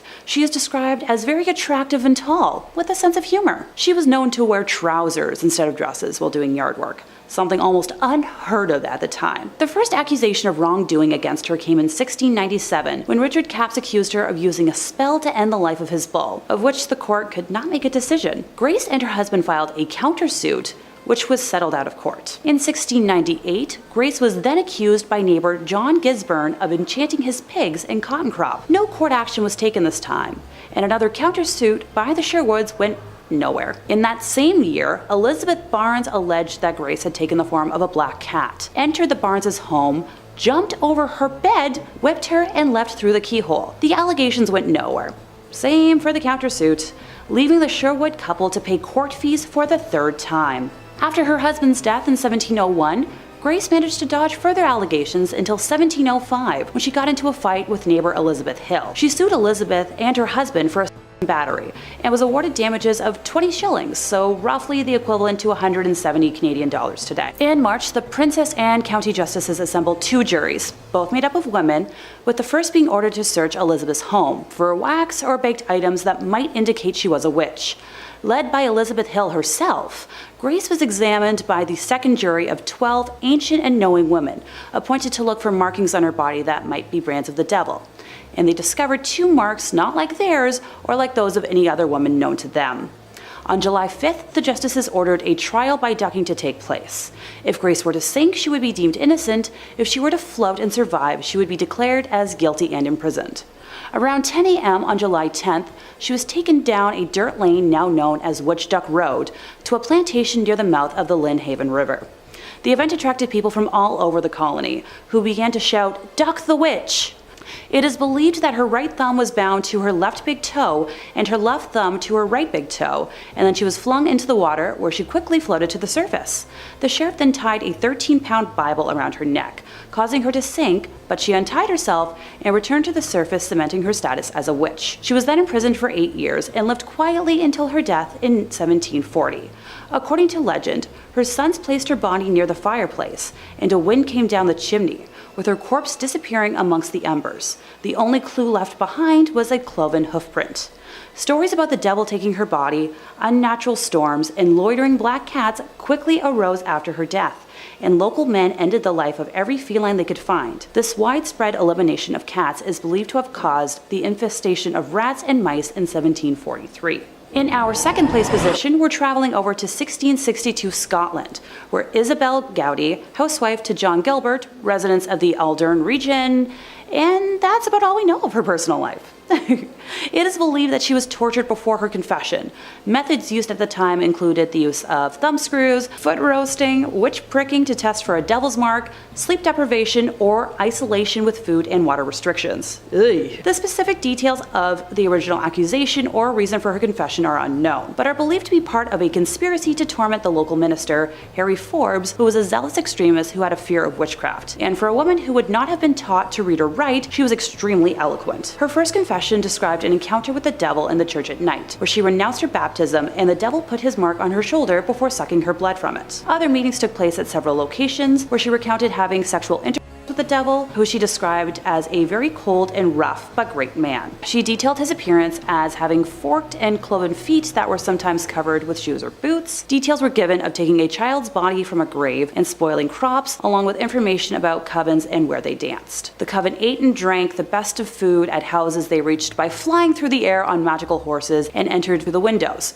where they were entertained by the Queen of the Fairies in her home at Downey Hill, which was filled with water bowls that frightened Isabelle. She claimed to have made clay figures of the male offspring of the owner of her land to cause them suffering or death, and that she had assumed the form of a jackdaw bird with other members of the coven who had transformed into animals like cats and hares. Some parts of her testimony, such as her description of the king and queen of the fairies, has been cut short when the notaries have just noted, etc., because they were unable to keep pace with the volume of information being narrated to them. A little over 2 weeks later, on May 3rd, Isabelle's second confession was transcribed. She expanded on details about the coven by providing the nicknames of its members and as many of the spirits that waited on them as she could remember, including her own servant spirit, whom she called Red River, who dressed all in black. Claims included once again having the ability to transform into animals, with the individual chance used supplied. Over the duration of all of her confessions, a total of 27 benevolent or malevolent chants were given, more than in any other British witchcraft case. She testified that the devil handmade elf arrows that were then enhanced by small, roughly spoken elf boys. The devil allocated a number of arrows to each coven member with instructions that they were to be fired in his name. If the intended target, human or animal, was touched by the arrow,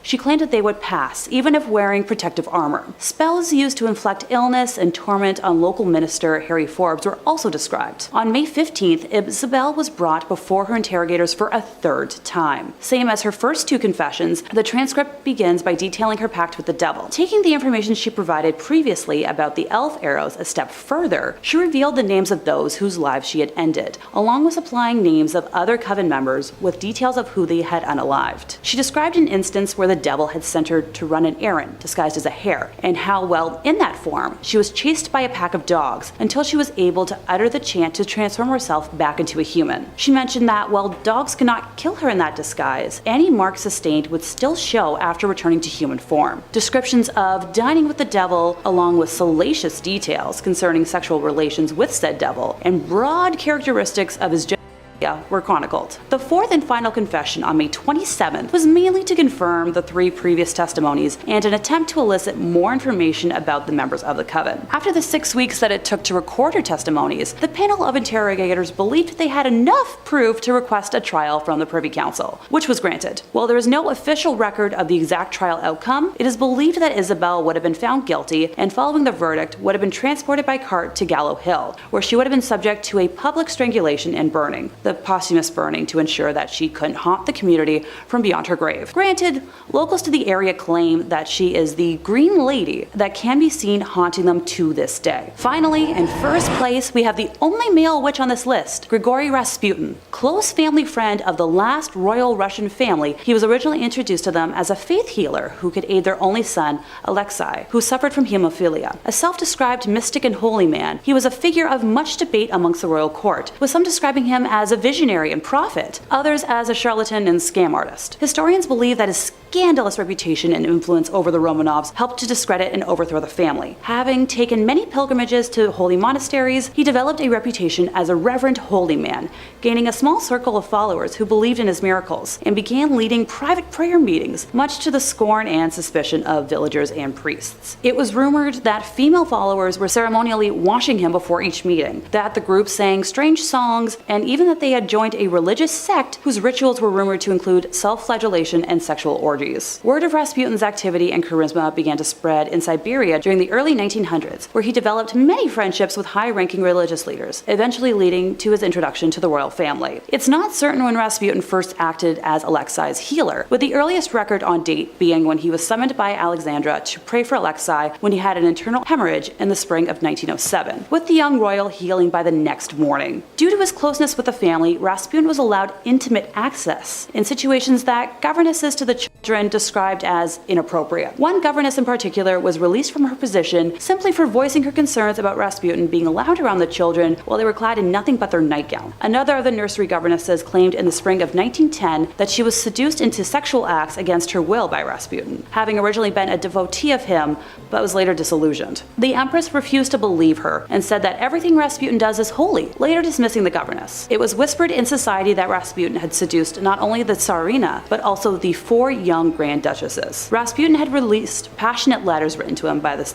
Tsarina and the 4 young Grand Duchesses that, throughout society, fueled the rumors. In 1916, a group of nobles led by Prince Felix Yusupov banded together, deciding to assassinate the holy man for his influence over Alexandria and her family. It is said that the prince invited Rasputin to his place shortly after midnight, where he offered the man tea and cakes, which had been laced with cyanide. Rasputin initially refused the cakes, but then began to eat them, and to Felix's surprise, appeared unaffected by the poison. Rasputin then asked for wine, which had also been poisoned, and drank 3 glasses, but still showed no sign of distress. At around 2:30 in the morning, Felix excused himself to go upstairs, where his fellow conspirators were waiting. He grabbed a revolver and returned to the basement, telling Rasputin that he'd better look at the crucifix and say a prayer, referring to the crucifix in the room, and then shot him once in the chest. Rasputin leapt up from the bullet and attacked Felix, who freed himself with some effort and fled upstairs. Rasputin then followed Felix outdoors, where he was shot once again and collapsed into a snowbank. The group of men then wrapped his body in cloth,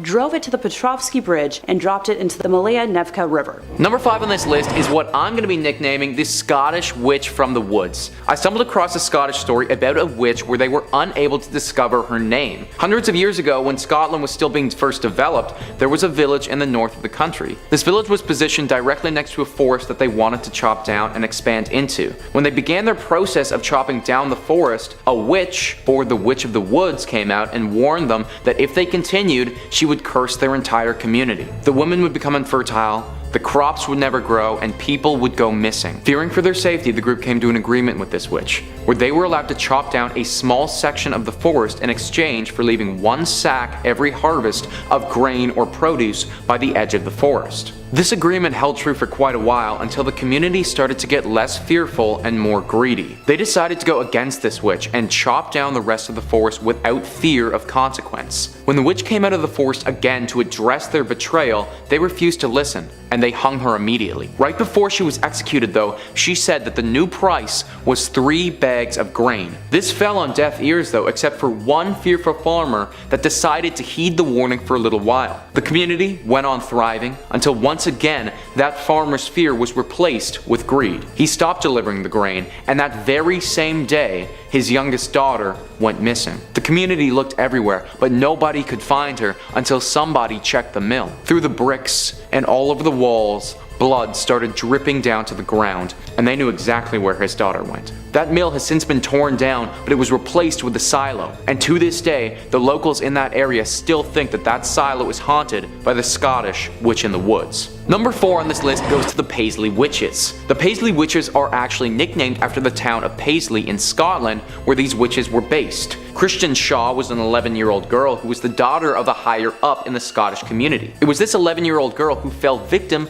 to the curse of several witches. It started with a deep sickness that manufactured itself like any other: fevers, chills, exhaustion. But some reports say that it became much more than that. The story goes that Shaw on one occasion levitated from her bed, and on another other occasions started chanting some deep curse. It was clear to everybody involved, including Shaw, that some form of Scottish witchcraft was afoot. Now, she made it evident that she believed multiple witches were involved in causing her ailment, 7 of them in fact. A trial was held for these witches where it was discovered that they all had the witch's mark, or the devil's mark as some like to call it, on their bodies. After this evidence came to light, the jury's decision was easy and all of the witches were sentenced to death. Now, this story was a long time ago, and it's hard to know for certain whether these individuals had anything to do with Shaw's ailment and witchcraft, or if they were wrongly accused, tried improperly, and the story has been exaggerated over time, which frankly is not unlike other potential witch stories during this period. The only thing that we can say for certain though is that the people back then and the 11-year-old Christian Shaw believed wholeheartedly that this group of Paisley witches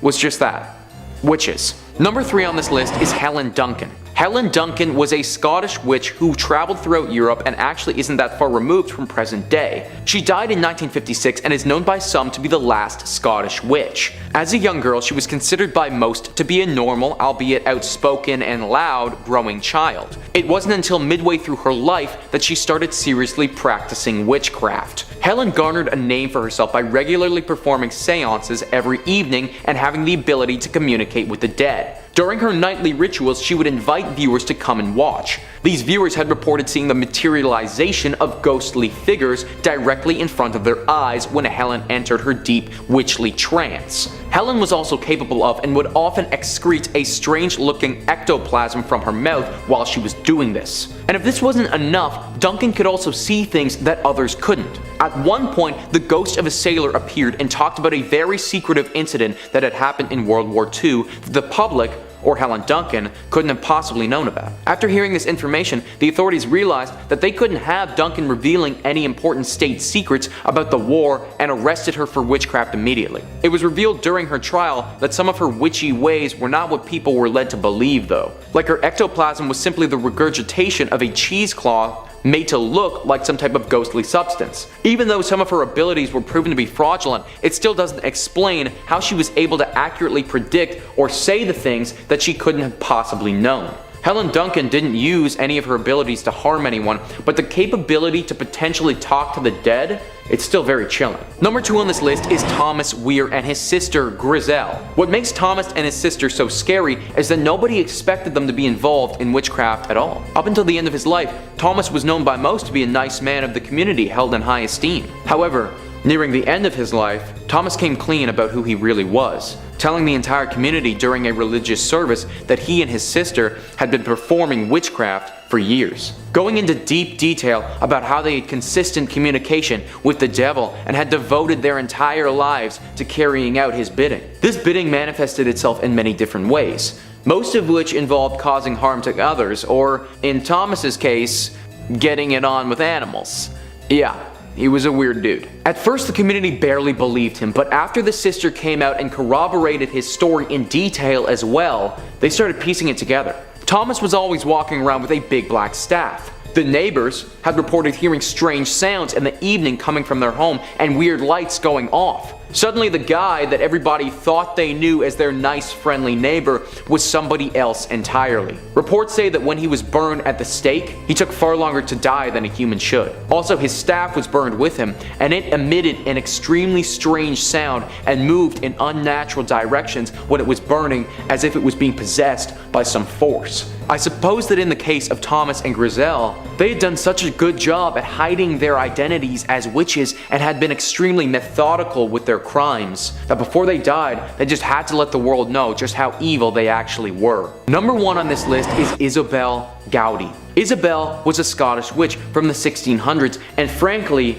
she did everything. Through several confessions that she made on her own accord, without the pressure of torture or coercion from higher ups, Isabelle admitted to taking part in a wide array of witchcraft activities. She admitted that she had freely let the devil suck blood from her neck and that she had romantic relationships with the devil before. She admitted to taking the body out of child's graves and using it in a ritual to destroy people's crops. She said that she had made clay effigies or voodoo dolls of someone's children and used these to harm and even kill them. Isabelle was also part of a coven, a group of witches whose intentions were evil and had the ability to change their form into animals. She described in detail the brutal murders that she had committed for the devil and her fellow witches. She even offered up information about spells they had used to inflict illnesses on people, uttering some of them to the council she was confessing to. Now, it's unclear exactly why Isabelle decided to confess to these heinous crimes and oust herself as being a witch. She had to be aware that confessing to these crimes of this nature would surely mean her execution.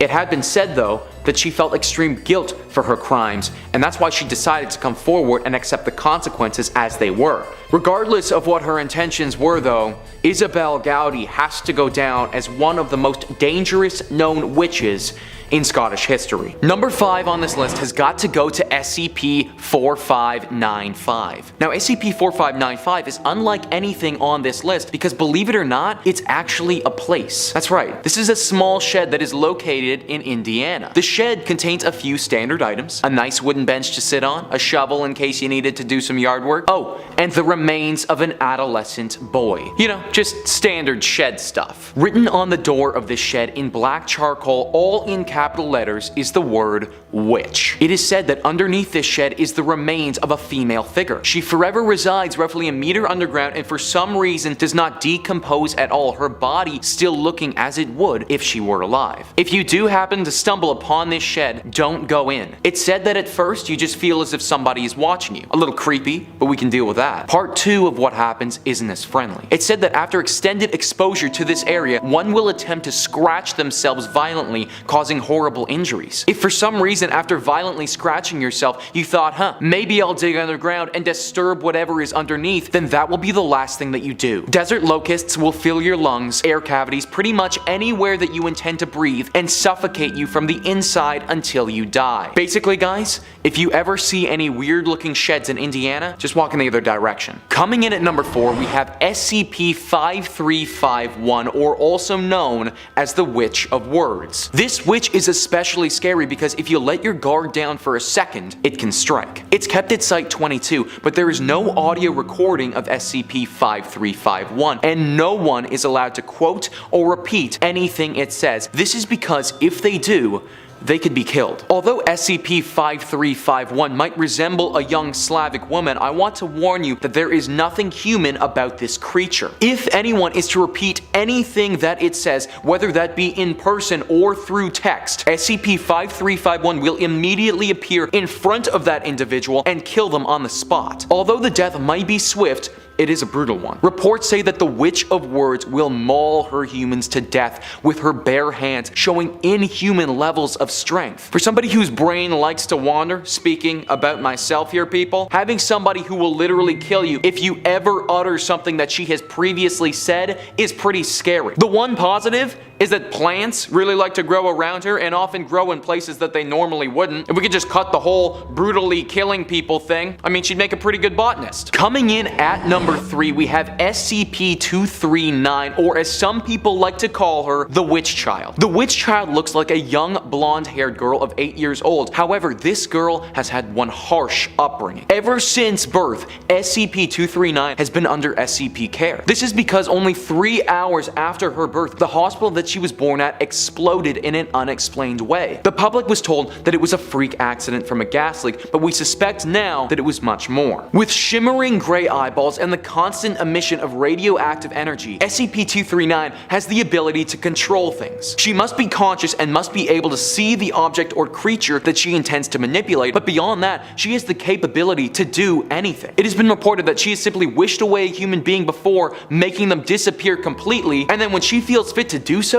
wish them back and make them reappear. The limits of the Witch Child's power are currently unknown. However, it is clear that they are extensive. That is why she currently resides in a cell coated coated with telekill alloy and can only be interacted with Class 2 personnel. Not the type of child that you want to be leaving at daycare. Coming in at number 2, we have SCP-3998, also known as the Wicker Witch. The Wicker Witch is a scarecrow of human remains that are covered in 4-degree burns. Its body is bruised and beaten and held together by wire and nails. Yeah, this is not the type of scarecrow you want on Grandpa's ranch. In fact, SCP-3998 is extremely dangerous. However, it is very selective with who its victims will be. The Wicker Witch only targets individuals who have killed or been violent with a loved one. These loved ones need to be somebody you are romantically involved with. If you've done this and you are in the presence of SCP-3998, then the next few minutes of your life will not be pleasant. It is said that it starts with mild pain to the back of your head. It escalates very quickly though. Next is when the acid comes into play. Your stomach fills up with this stuff until you start throwing up this putrid vial onto yourself. That quickly escalates to your whole body burning itself down, your own body fat melting away, until all that's left are the horribly burned remains that is not dissimilar in appearance to SCP-3998 itself. Number 1 on our list is SCP-352, or Baby Yaga. Baby Yaga once again strays away from the typical spell-casting witch and lives far more in the world of Hansel and Gretel. Yeah, the whole I'm gonna eat you type of witch. SCP-352 resembles a very old Russian woman with an extremely harsh Russian accent, which can be very difficult to translate. At this current point, no one has any idea about her origins, but we do know that she is unlike most elderly women. You know Spider-Man? Well, imagine that, but an old Russian lady that is super scary and wants to eat you. That's sort of what we're dealing with right now, guys. Baby Yaga has exceptional strength and speed, and it is reported that she can run at 70 miles per hour. She can also be completely decapitated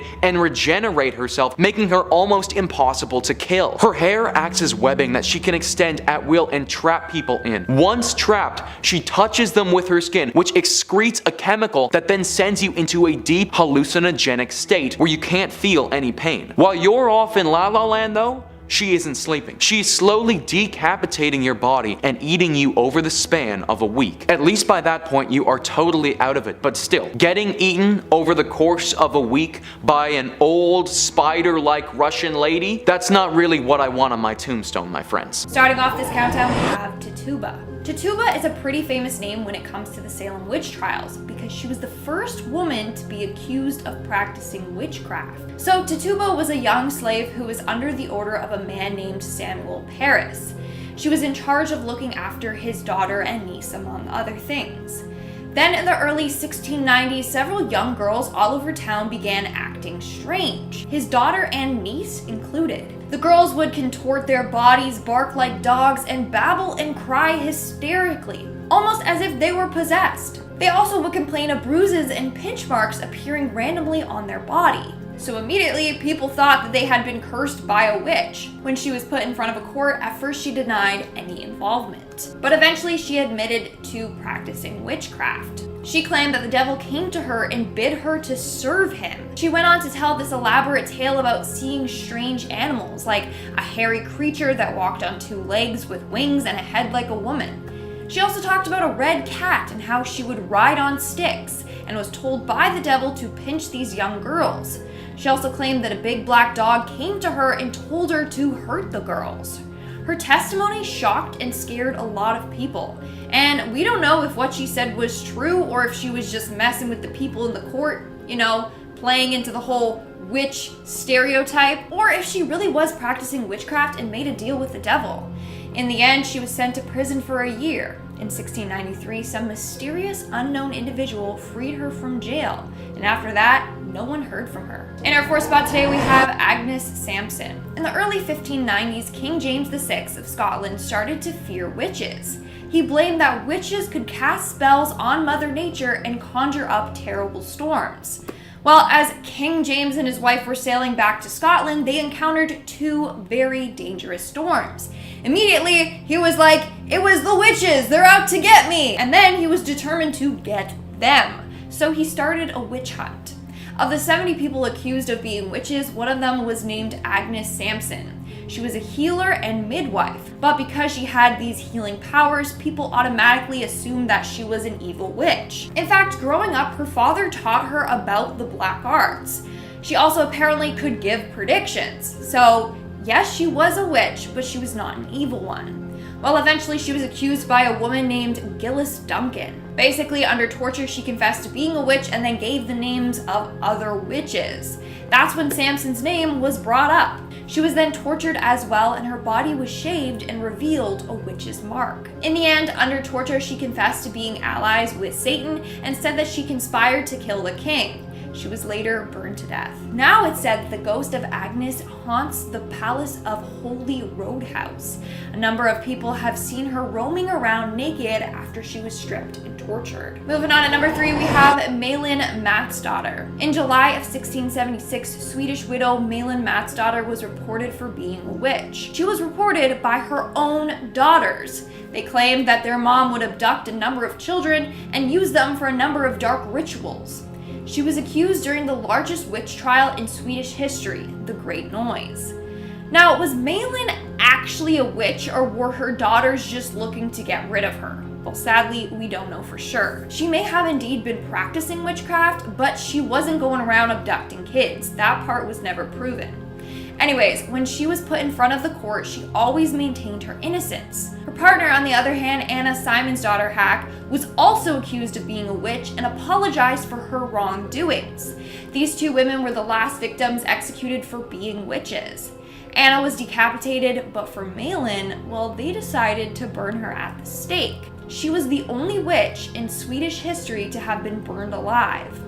Rumor has it that just before she was burned alive, she cursed both her daughters for eternity and gave them over to the devil. When the flames covered her body, apparently she did not scream, nor did she appear to be in pain. For everyone watching, this was further proof that she was in fact a witch. In our second spot today, we have Dion Fortune. Dion Fortune, born Violet Mary Firth, was a psychiatrist, author, occultist, and witch. For Fortune, it all started at the young age of 4. That's when she claimed she started receiving visions. Apparently, the visions were of her being a priestess in her past life. Then at the age of 20, she suffered a mental breakdown as a result of these psychic attacks, as she called them. During her recovery, she found herself drawn to the occult. From there, she began writing a number of books on the occult and witchcraft. In 1924, she founded a fraternity for people interested in the craft. It was called the Fraternity of Inner Light. In the fraternity, they engaged in a number of different practices and rituals. One was the initiation ritual, where the candidate was introduced to magic and witchcraft. The second was evocation, in which people would learn to harness the powers of witchcraft. Furthermore, Fortune was known for her involvement in the magical Battle of Britain. Basically, a number of British occultists joined together to help during World War II by using their magic. Shortly after the war ended, Fortune passed away. It's believed that her great effort in this battle caused her health to weaken and weaken. Nowadays, her influence is still strong for practitioners in the Wicca/witchcraft movement. And in our number 1 spot today, we have Marie Laveau. Although Marie Laveau described herself as a voodoo priestess, a number of people just referred to her as a witch. So Marie lived in New Orleans from 1794 to 1881. But not a lot is known about her life. What we do know is that she turned heads on the streets. Some were terrified of her, others basically bowed down to her. So it's said that the magic she practiced combined Catholic and African spiritual traditions. In fact, she was frequently called upon to help others. She would visit the sick in prisons, and at one point, the city called upon her for help with the yellow fever epidemic of the 1850s. On top of it all, she owned a large snake that she named Zombie, named after an African god. In fact, many believed that this snake harnessed magical powers itself. Her most well-known case was when she was called to work on a murder trial of a young man. The man's father came to Marie and promised her anything if she just saved his son. The odds were not in his favor. Everyone for sure thought that the verdict was going to be guilty, but Marie secretly placed several charms throughout the courtroom. And guess what? In the end, the man was found not guilty. That's pretty freaky. After Marie's death, her gravesite was frequently vandalized, but not for what you think. That's because legend goes if you draw an X on her gravestone, Marie's spirit will grant you whatever you want. So you had to draw an X on her tomb, then turn around 3 times, knock on her tomb, and then you have to yell out your wish. If in the end the wish comes true, you have to come back, circle the X, and then leave Marie an offering. Here's another legend surrounding Miss Laveau. There's apparently a haunted image of her hanging in New Orleans' historic voodoo museum. Some people say that they can feel Marie's cold eyes watching them as they're looking at this painting. Others say that once you see this image, then Marie will haunt you and even show up in your dreams. In fact, tour guides say that whoever wishes to see this painting must go by themselves, because the tour guides refuse to see this painting themselves. Pretty freaky if you ask me. Starting off this countdown, we have Alice Goodridge. In 1597, Alice Goodridge was tried after it was discovered she had 2 small bloody holes on her stomach. It looked like she had cut the witch's mark out of her skin. They were described as great warts that appeared to have been sucked. They believed that the devil would create these marks on their body after sucking the witch's blood from them as a form of nourishment. Not only that, but Alice apparently had a mark behind her arm and a number of other marks towards the top of her shoulder. But Alice claimed that the wound on her stomach happened after she accidentally stabbed herself. So the officials got a doctor to look at her stomach wound to see if it was the witch's mark or an accidental stab wound. Well, the doctor said, and I quote, "was like to ha been so a long time, for it was not festered and seemed to be sucken." AKA, it was not a new wound like she claimed it was, and it appeared as if someone was sucking on the wound, AKA the devil or demons. So poor Alice was tried as a witch. Now, how was she accused in the first place? Well, according to some articles I read from the archives, a young boy named Thomas Darling came forward claiming that he had been bewitched by Alice. How darling, get it? He became super ill and would have weird fits. Also, according to the boy, Alice sent her familiar Minnie to torment him. So that's why Alice was questioned and strip searched for a witch's mark. When they found several all over her body, she was killed. And if you guys are liking this video so far, then make sure to give it a big thumbs up because it really helps us out. Moving on to number 4, we have Isabelle Adams. In 1707, during the witchcraft trials in Scotland, a woman named Isabelle Adams confessed that the devil had given her a mark. She claimed that in the fall she encountered a man with a hat wearing all black clothes. She engaged with the man and it turned out he was the devil and ended up kissing her. He then told her that in his service she could be as rich as she wanted to. So she decided to renounce her baptism and make a pact with the devil. Upon doing so, that's when she received the witch's mark or devil's mark. And surprisingly, after confessing this all, she wasn't even killed. She was actually freed, she just had to pay a fine. Moving on, number 3, we have Elizabeth Jackson. The trial of Elizabeth Jackson was a pretty complex one. It seemed as if she was just an innocent woman whose neighbors wanted to get rid of her. So they created this elaborate story that she was a witch. So this took place in the mid-1600s. Elizabeth Jackson, or Elizabeth Howe, was accused of bewitching a 14-year-old girl named Mary Glover. At her trial, a woman named Elizabeth Burgess came forward being like, "Yeah, I witnessed her bewitch this poor young girl." Then she also claimed that she was visited by Jackson herself. During the visit, she was eating prunes when she wasn't able to swallow them and then she threw up. So she believed that this was the result of Jackson putting a spell on her. She then went on saying that every time Jackson visited her, bad things would happen. One time she even claimed that Jackson put a spell on her. She said, and I quote, that she might cast up her heart, guts and all, adding, "Thou shortly shall have in thee an evil spirit too." The following night, Burgess claimed she was visited by a vision in the shape of a fox. The night after, she had a vision of like a scary shadow man. The third night, she was visited by another vision, just like Jackson promised in her curse. Then another child, Hannah Trumbull, started having weird fits and became ill. She claimed it felt like she was being pricked by pins and said it was the work of Elizabeth Jackson. A priest was eventually called to help Hannah, and while he was there, Hannah screamed out saying that Elizabeth was in the same room as them too, and that she was going in and out of the oven. No clue what that means, but everyone was like, so she's guilty, she's a witch. So there was a lot of evidence built up against Elizabeth.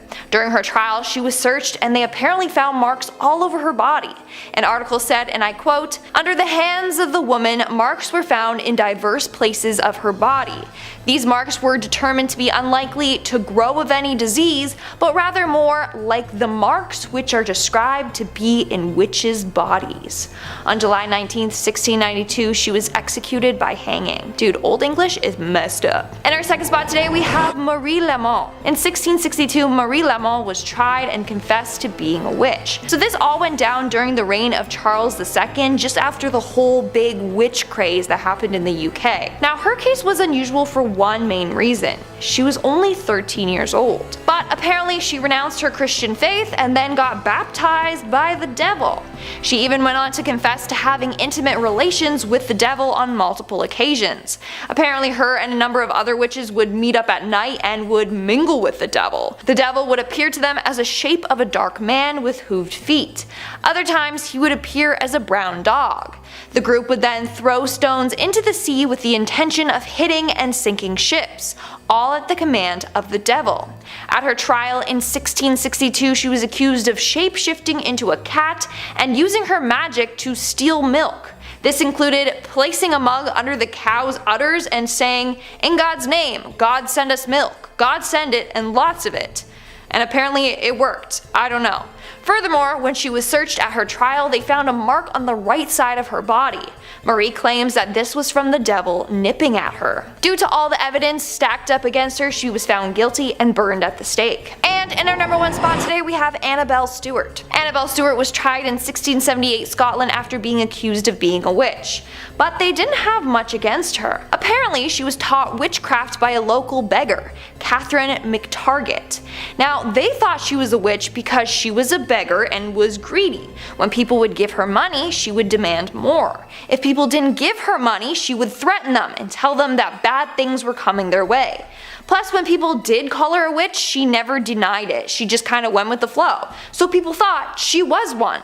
Now, back to Annabelle. So they thought that Catherine was her teacher of witchcraft and then she was imprisoned. During her trial, it was revealed that she had a mark on her arm. She confessed that she received that mark from the devil. She was found guilty and she was going to be executed, but she was underage. So instead, they decided to fix her instead of kill her. They moved her to Glasgow and was looked after by ministers. There she would pray with them daily and follow their spiritual practices. Coming in number 5, we've got Mother Suspiriorum. Thankfully, this witch mostly minds her own business. It's always good to have a demon summoning witch stay in her lane. It shows maturity and purpose, and most of all, an unwillingness to get innocent and unrelated parties involved. Mother Suspiriorum is mostly concerned with the smooth running of the Helena Marcos Dance Academy, and as such will do all sorts of heinous things to ensure everything goes well. These acts don't really reach out beyond the immediate interests and connections at the academy though. Still, her spellcasting and demonic involvements are terrifying to say the least. Throughout Suspiria, we see all sorts of spells cast by the matronly witches. A poor student who had caught on to the magical nature of the academy is brought to a secret room and has her body unknowingly contorted by Mother Suspiriorum's vessel, Susie Banyan. This horrible twisting and turning performance renders her body a mangled mess, but isn't quite a demonic summon. Then we see a girl dropped through the floor, which results in a broken leg. Still, the witchcraft inherent in the academy puts her into a trance and has her complete a performance upon that snapped limb. Ouch. The true demonic summoning occurs when Helena Marcos herself attempts to take full control of the school. In a ritual meant to transfer her into Susie, it's revealed that Susie is indeed Mother Suspiriorum, one of the 3 founding witches. This is where the scary stuff becomes very apparent. Interrupting Marcos' ritual, Suspiriorum declares that Marcos is a false leader and all of her followers must be punished. To do so, she summons an incarnation of death and lets it run wild.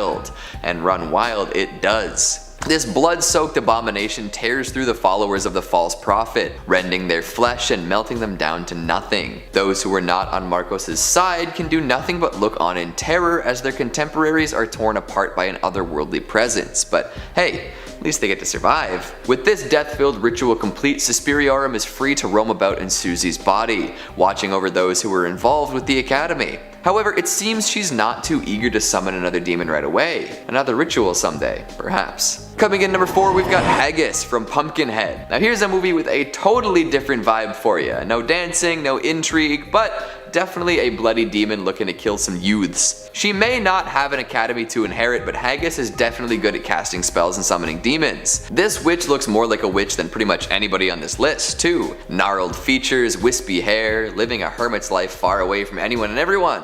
The whole 9 witchy yards. The thing Haggis is most well known for is definitely the summoning of Pumpkinhead though. All of the potions, brews, hexes, and curses in the world wouldn't amount to half the suffering this demon causes. She doesn't really even want to do it either, but Ed Harley, a grieving widower who recently also lost his son in a freak accident, refuses to walk away with nothing. At first he requests that Haggis bring his son back to life. This, unfortunately, is not within her power. However, she can offer up something else. Revenge.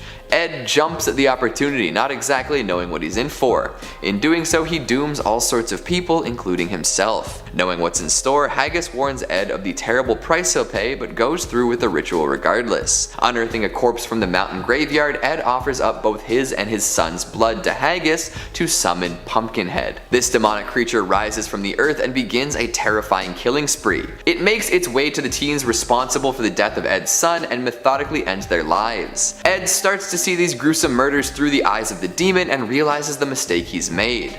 Too late though. Pumpkinhead cannot be stopped until its revenge mission is complete. Haggis warns Ed that if he tries to stop Pumpkinhead, he'll die too. This results in Ed discovering that he and the demon are inextricably linked. Any damage done to Ed happens to the demon too. With this information, Ed decides to lay his own life on the line to end the madness, and successfully kills both himself and the demon. Haggis then collects their bodies and returns them to the mountain. Someday though, she'll bring the demon back. Someday. Coming in number 3, we've got the Borrower Witch from Supernatural. There are plenty of demons and witches to choose from in this famous series, but the Borrower Witch seems to fit this list the best. This witch in particular, interestingly enough, has no real name. She's known almost exclusively by her title. To gain her supernatural powers, this woman made a deal with the demon. For her soul, she received a demonic signet ring which provided her with great power. She was able to cast many spells, and her life was extended far beyond the limits of an average individual. However, as her life started to wane, she decided it was time to pass on her gift. This wasn't a pleasant mentorship opportunity though. She decided that she was going to go on a killing spree to attract another promising young witch. Oh, and so she did. During her killing spree, Tasha Baines tracked her down and refused to be her subordinate. Because of this, the Borrower Witch killed Tasha, which kicked off a whole new series of events involving cutting hearts out of chests, twig and twine dolls, and witch-killing bullets. Damn. Coming in number 2, we've got Sarah from the Neon Demon. This could be a very wild reading of this movie, but I think it works out just fine. The Neon Demon is the tale of a young orphaned model named Jessie who moves to LA in an attempt to make it big. At first, she's innocent and afraid, unsure of herself and looking to others for help. Enter Sarah, one of the 3 big presences in the movie. She appears alongside Gigi, another model, and immediately takes interest in Jessie. Sarah and Gigi are shunned by many powerful figures in the modeling community following the arrival of Jessie. This makes them jealous and angry. Sarah speaks with Jessie about how easy it must be for her because everyone loves and admires her. This is the inciting incident in Jessie's coming ritual. As narcissism takes over, Sarah watches from afar. Jessie shoots to the top quickly for sure, but in doing so loses some previous parts of herself. And she starts seeing strange neon symbols all over the place in her life. Her dreams begin to showcase horrifying and possibly demonic imagery. While her professional life soars, the people around her begin to disappear or expect more from her. This culminates in Jessie being killed and eaten by Sarah, Gigi, and makeup artist Ruby. Okay. I see this as Sarah being a witch of sorts, looking for the flesh and blood of a younger, more desirable person to use as a potion of youth. She summons the titular demon to slowly eat away at Jessie's life until nothing but that beauty is left, and then consumes her in that concentrated state. Gigi can't handle the meal, but Sarah is ready to roll with this fountain of youth. She found her ticket and used some magical, demonic means to claim it. Or maybe I'm reading too far into it. Who knows? And finally at number 1, we've got Thomasin from The Witch. You might be thinking, isn't Thomasin the least scary witch in this movie? We see a seductive figure morph into a gnarled old crone who makes a young man vomit an entire apple and then eventually kills him. A baby is stolen and processed into flying ointment. How is the puritanical Thomasin, who decides to only join the coven at the very end of the movie, the scariest witch? Well, that's the thing. She was devout throughout the flick, asking for forgiveness from God, staying with her family even when accused of sin and treachery by her mother, the works. But even with all of that, she was unable to protect her family and ended up totally alone. Desperation takes over and she summons the devil himself through Black Phillip, the demon who tempted and methodically killed her entire family in myriad gruesome ways. She decides that she will give her soul to him forever to avoid dying in the wilderness. So while Thomasin herself might not be a scary witch, the things she had to go through only to end up making a deal with the devil are very scary.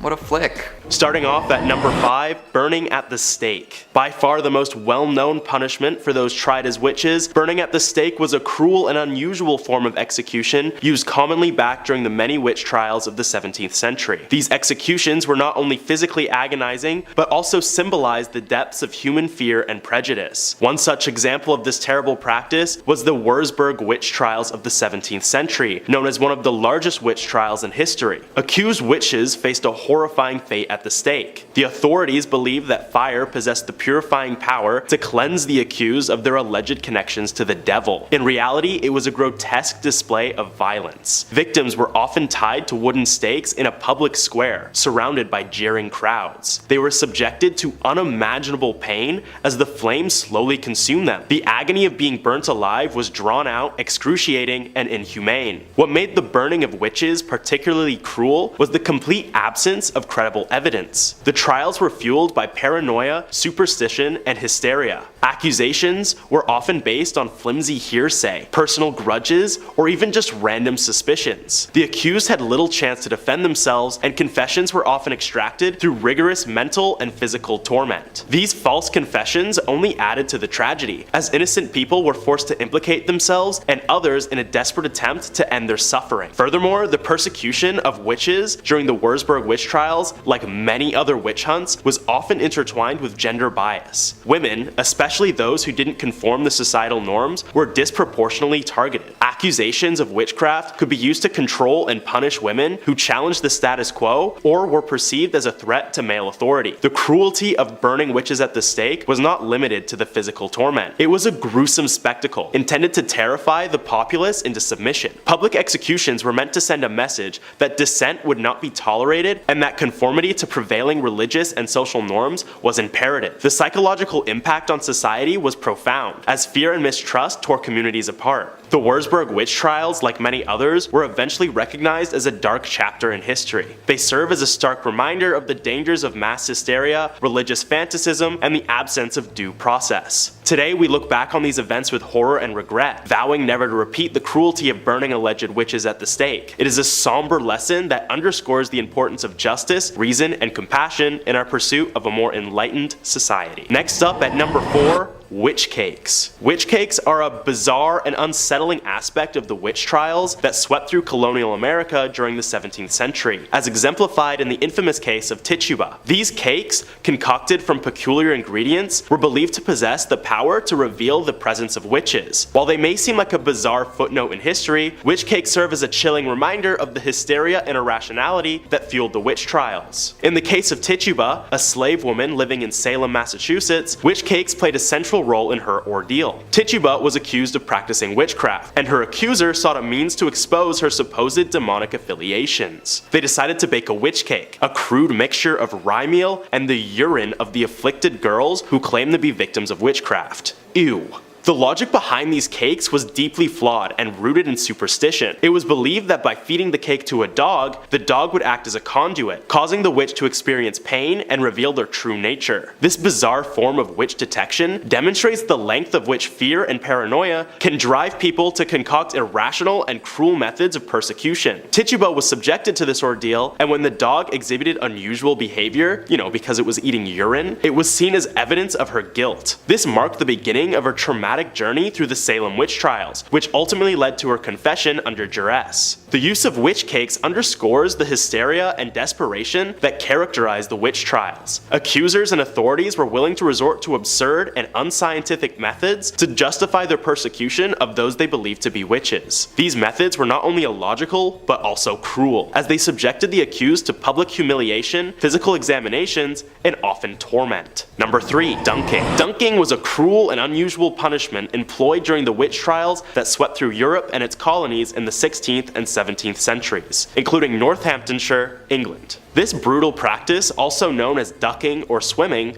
was intended to determine an individual's guilt or innocence of witchcraft, but it often resulted in severe physical and psychological suffering. In Northamptonshire and other regions, dunking involved binding the accused witch, often a woman, and lowering her into a body of water, typically a river or pond. The rationale behind this test was rooted in superstition and flawed logic. It was believed that because witches had renounced their baptism, the pure element of water would reject them, causing them to float. If the accused floated, they were seen as guilty of witchcraft. If they sank, they were deemed innocent, but often drowned in the process. Being forcibly dunked into cold water while bound was a terrifying and painful experience. The accused would struggle for air and face the risk of drowning, all while the onlookers watched in morbid anticipation. Dunking was an arbitrary and irrational method of determining guilt. The outcome depended on various factors, such as the accused body's composition and the skill of the dunking implementers. Innocent people could easily be declared guilty, leading to wrongful executions. Despite its cruelty and lack of reliability, dunking persisted in witch trials because it was consistent with the prevailing belief in the supernatural and the desire for swift justice. It was only with the eventual decline of witch hunts and the advent of more rational legal systems that such inhumane practices were abandoned. At number 2,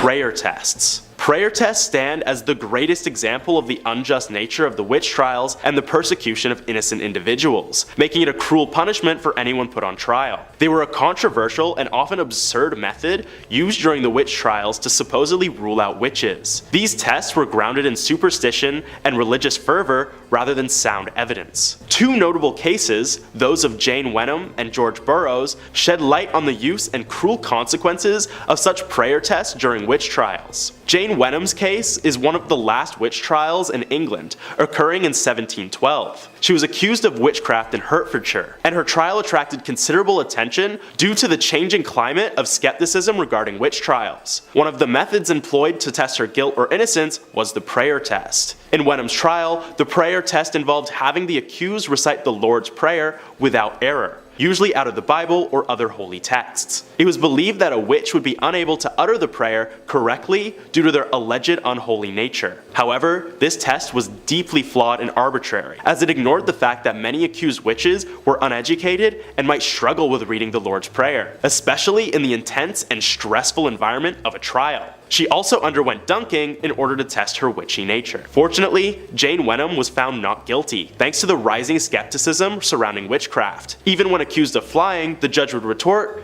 "Is flying a crime?" Which it isn't. Her case is often cited as a turning point in England's witch trials, as it exposed the irrationality and injustice of such proceedings. But in the case of George Burroughs in 1692, he wasn't so lucky. George Burroughs was one of the individuals accused and executed during the Salem witch trials in colonial Massachusetts. His case highlights how the prayer test was used in the American context. In Burroughs' trial, the authorities used the Lord's Prayer as a test of his innocence. They believed that if he couldn't recite it correctly, he must be a witch. Burroughs, to the astonishment of many, recited the prayer flawlessly, challenging the validity of the test. However, the court, fueled by hysteria and prejudice, dismissed this as a trick of the devil. So much for testing him, right? George Burroughs was ultimately convicted and hanged, illustrating how even when an accused individual passed the prayer test, it did not guarantee their acquittal or protection from the witch hunt's irrationality. So yeah, if you were wanted dead back then, you would be made dead. And at number 1, crushing. In the annals of history, the Salem witch trials of 1692 stand as a stark testament to humanity's capacity for cruelty, particularly in the realm of legal punishment. Amid the hysteria that gripped colonial Massachusetts, a plethora of cruel and unusual methods were employed to elicit confessions from the accused witches. Among these harrowing practices, the use of pressing or crushing remains one of the most chilling. The process of pressing was as brutal as it was inhumane. The accused individual would be stripped of all dignity and laid down in a dark, dank cell. Heavy stones or wooden boards, laden with an unimaginable weight, would then be stacked upon their chest. The agony that followed was beyond words. As the relentless pressure bore down, every grasp for breath became a desperate struggle. The rationale behind this method was chillingly simplistic. Those who confessed to their alleged dealings with the devil could halt the pressing, while those who resisted would face an excruciating demise. The authorities, consumed by fear and paranoia, believed that witches, having supposedly consorted with Satan, possessed a supernatural resilience that rendered them impervious to such torment. The cruelty of pressing was evident not only in its physical brutality, but also in its stark absence of due process. Accused witches had no chance to defend themselves, no legal representation, and no recourse to justice. Their fates rested in the hands of accusers and a court swayed by mass hysteria and irrational beliefs. Perhaps the most infamous case of pressing during the Salem witch trials was that of Giles Corey. A resilient and principled man, Corey refused to enter a plea, knowing that doing so would lead to the forfeiture of his property. His stoic resistance, in the face of a slow and agonizing death, made him a symbol of defiance against the unjust trials. Starting off our list at number 5, we've got The Witch in the Woods from The Witch. While they may seem like a relatively small threat today, witches were extremely scary to the God-fearing population back in the olden days. We find out exactly why in Robert Eggers' directorial debut detailing a New England folktale. The Puritan family is banished from their colony over a religious argument and is left to fend for themselves in the forests beyond. Here, they are tormented by a witch who calls these very woods her home. If the events in this movie are based on accounts of witchery from way back in the 1630s, I can totally understand why people were so up in arms about spellcasting. This witch steals an unbaptized baby, grinds it up, and rubs the ground baby meat all over her body. She curses the family's crops, which cause them to infight and blame each other for some of the magical acts.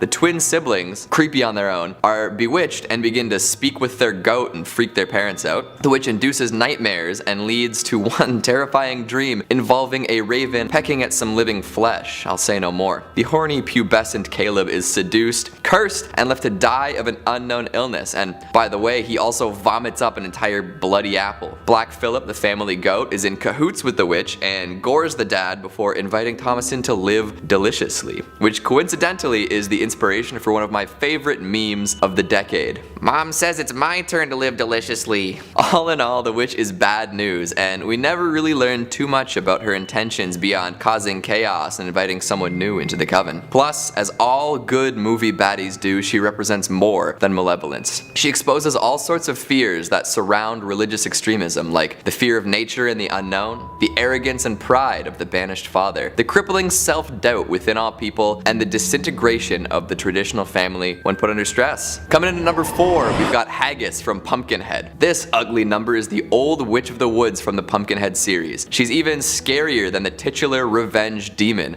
Crazy, I know. Haggis is a cautionary tale of sorts, using our protagonist Ed Harley as a shining example of what not to do. Grief-stricken by the accidental death of his son, Ed seeks out Haggis to see if she can bring the young boy back to life. Unfortunately, Haggis offers him the opportunity for vengeance instead. Without warning him of the costs of his revenge quest, she takes some of his blood, cuts it out of his hand, along with some of his son's blood, and then begins a ritual to bring Pumpkinhead back to life. Never a good idea to make a demonic blood pact with a witch. I'm just putting that out there. The revenge journey surprisingly doesn't make Ed feel any better, and he realizes probably wasn't the right call. In the end, he dies trying to stop the monster, and Haggis takes his body, buries it in Pumpkinhead's grave. Yikes. He become a demon in his own right. Haggis is then free to continue on as she was before, casting spells and waiting for her next victim to approach with an unnatural request. This leaves us with some lessons though, right?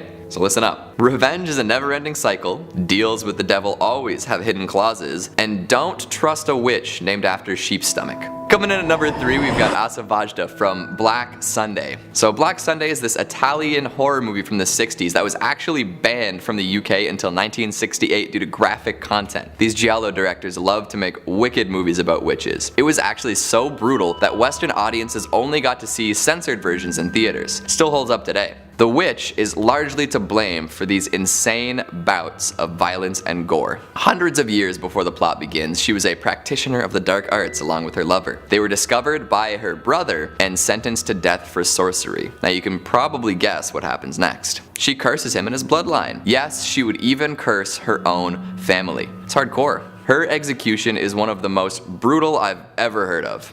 You ready? Okay.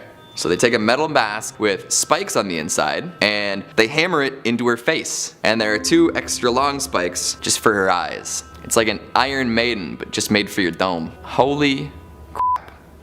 Get it? Hundreds of years later, she is accidentally brought back to life by some spilled blood, and so begins her revenge scheme. Using her telepathic powers, she revives her long-dead lover, and they begin to take servants under their control. With the ability to manipulate men through seduction, magic, and a cursed kiss, as well as the power to drain her descendants' life and gain immortality, she is a dangerous spellcaster. So watch out for her, okay? Although I'm sure some of you wouldn't mind being her servant. No judgment. Taking up our number 2 spot, we've got Mother Suspiriorum from Suspiria, 2018. No hate to Helena Marcos, alright? She's a hugely horrifying witch in her own right. And in fact, if we were just to ignore the 2018 version and only analyze the original Argento edition, Marcos would have definitely made the list for sure. A rapidly deteriorating, power-hungry horror with a really great reveal is always a welcome addition to my spooky Rolodex. However, Mother Suspiriorum has to take the cake. Revealed in her true form at the end of the remake, Suspiriorum is the catalyst for one of the craziest scenes I've seen in years. The disemboweling of young dancers, exploding heads of false prophet worshippers, and the frantic, shivering dancing. All incredible and deeply disquieting stuff. Plus, the surprise reveal of who Suspiriorum's incarnate really is a great twist, and being able to summon death incarnate is a sweet piece of magic. What makes Suspiriorum even scarier though is her backstory. What is Mother Suspiriorum? Well, she is actually one of the 3 mothers watching over the Marcos dance company. The other 2 being Mother Tenebrarum and Mother Lacrimarum. Representing darkness, tears, and sighs, the 3 mothers are integrated into Dario Argento's 3 Mothers trilogy. The Italian giallo master imbued his movies with some incredibly deep lore. The original Suspiria was actually the first of 3 in this trilogy, with the other 2 movies being Inferno and The Mother of Tears. They were based on an essay called Lavana and Our Ladies of Sorrow by Thomas de Quincey. De Quincey wrote, "I want a term expressing all the mighty abstractions that incarnate themselves in all individual sufferings of man's heart. And I wish to have these abstractions presented as impersonations, that is, as clothed with human attributes of life and the functions pointing to flesh. Let us call them, therefore, Our Ladies of Sorrow." The 3 mothers are the incarnation of human suffering. Suspiriorum is elaborated upon and imbued with perishing dreams and delirium. Argento takes this idea and makes Suspiriora the power that lies in suffering, the agony used to develop intellect and spirit, conceptions of the infinite that are only accessible through pain and sorrow. So Mother Suspiriorum is the embodiment of suffering for growth, agony in exchange for greatness. Not everyone can handle that trade-off, and the weakest are culled. That's what I call a powerful witch. And finally, in our number 1 spot, we've got the Blair Witch from the Blair Witch Project. So if you know anything about the Blair Witch Project, you know that it's somewhat based on real events, and it all happened in the 1700s and into the 1800s, I guess, which makes it all the more horrifying. So in 1785, Ellie Kedward was banished from Blair after being accused of witchcraft. She was hung from a tree with stones tied to her limbs, stretching and deforming her body. The villagers assumed she died from exposure, but when they went back to retrieve the body, it was nowhere to be found. Villagers and children started to disappear, and people fled Blair, never to utter the name Ellie Kedward again. There's even a book published in 1809 detailing these events called the Blair Witch Cult. So Ellie is assumed to have become the Blair Witch that haunts Black Hills to this day and is the main focus of the Blair Witch franchise. A horrific, shape-shifting monster, she takes the forms of all sorts of nasty beasts to scare her victims. She's been seen as a floating humanoid, a naked old lady covered in thick black hair, and many other ghastly forms. It's actually been theorized that she has no real default form of her own, and is just a ghost that holds domain over the forest and all who enter. Is there anything left of Ellie Kedward inside? Or has it become a totally inhuman being? While her motives are foggy at best, the Blair Witch has a sadistic streak. She loves to stalk and torment victims before killing them. There's a method to her madness though, as she will kill people in a specific order if they perform certain actions. In the movies, we don't hear the witch communicate much, but based on how some characters act, we can assume that she is able to torture people into compliance and issue commands. Is she just trying to keep people out of her wooded home, or is she attempting to create and maintain her own Blair Witch legend? We may never know for sure. But hey, you guys are brave, right? Somebody want to go and just ask her what she's up to and let me know?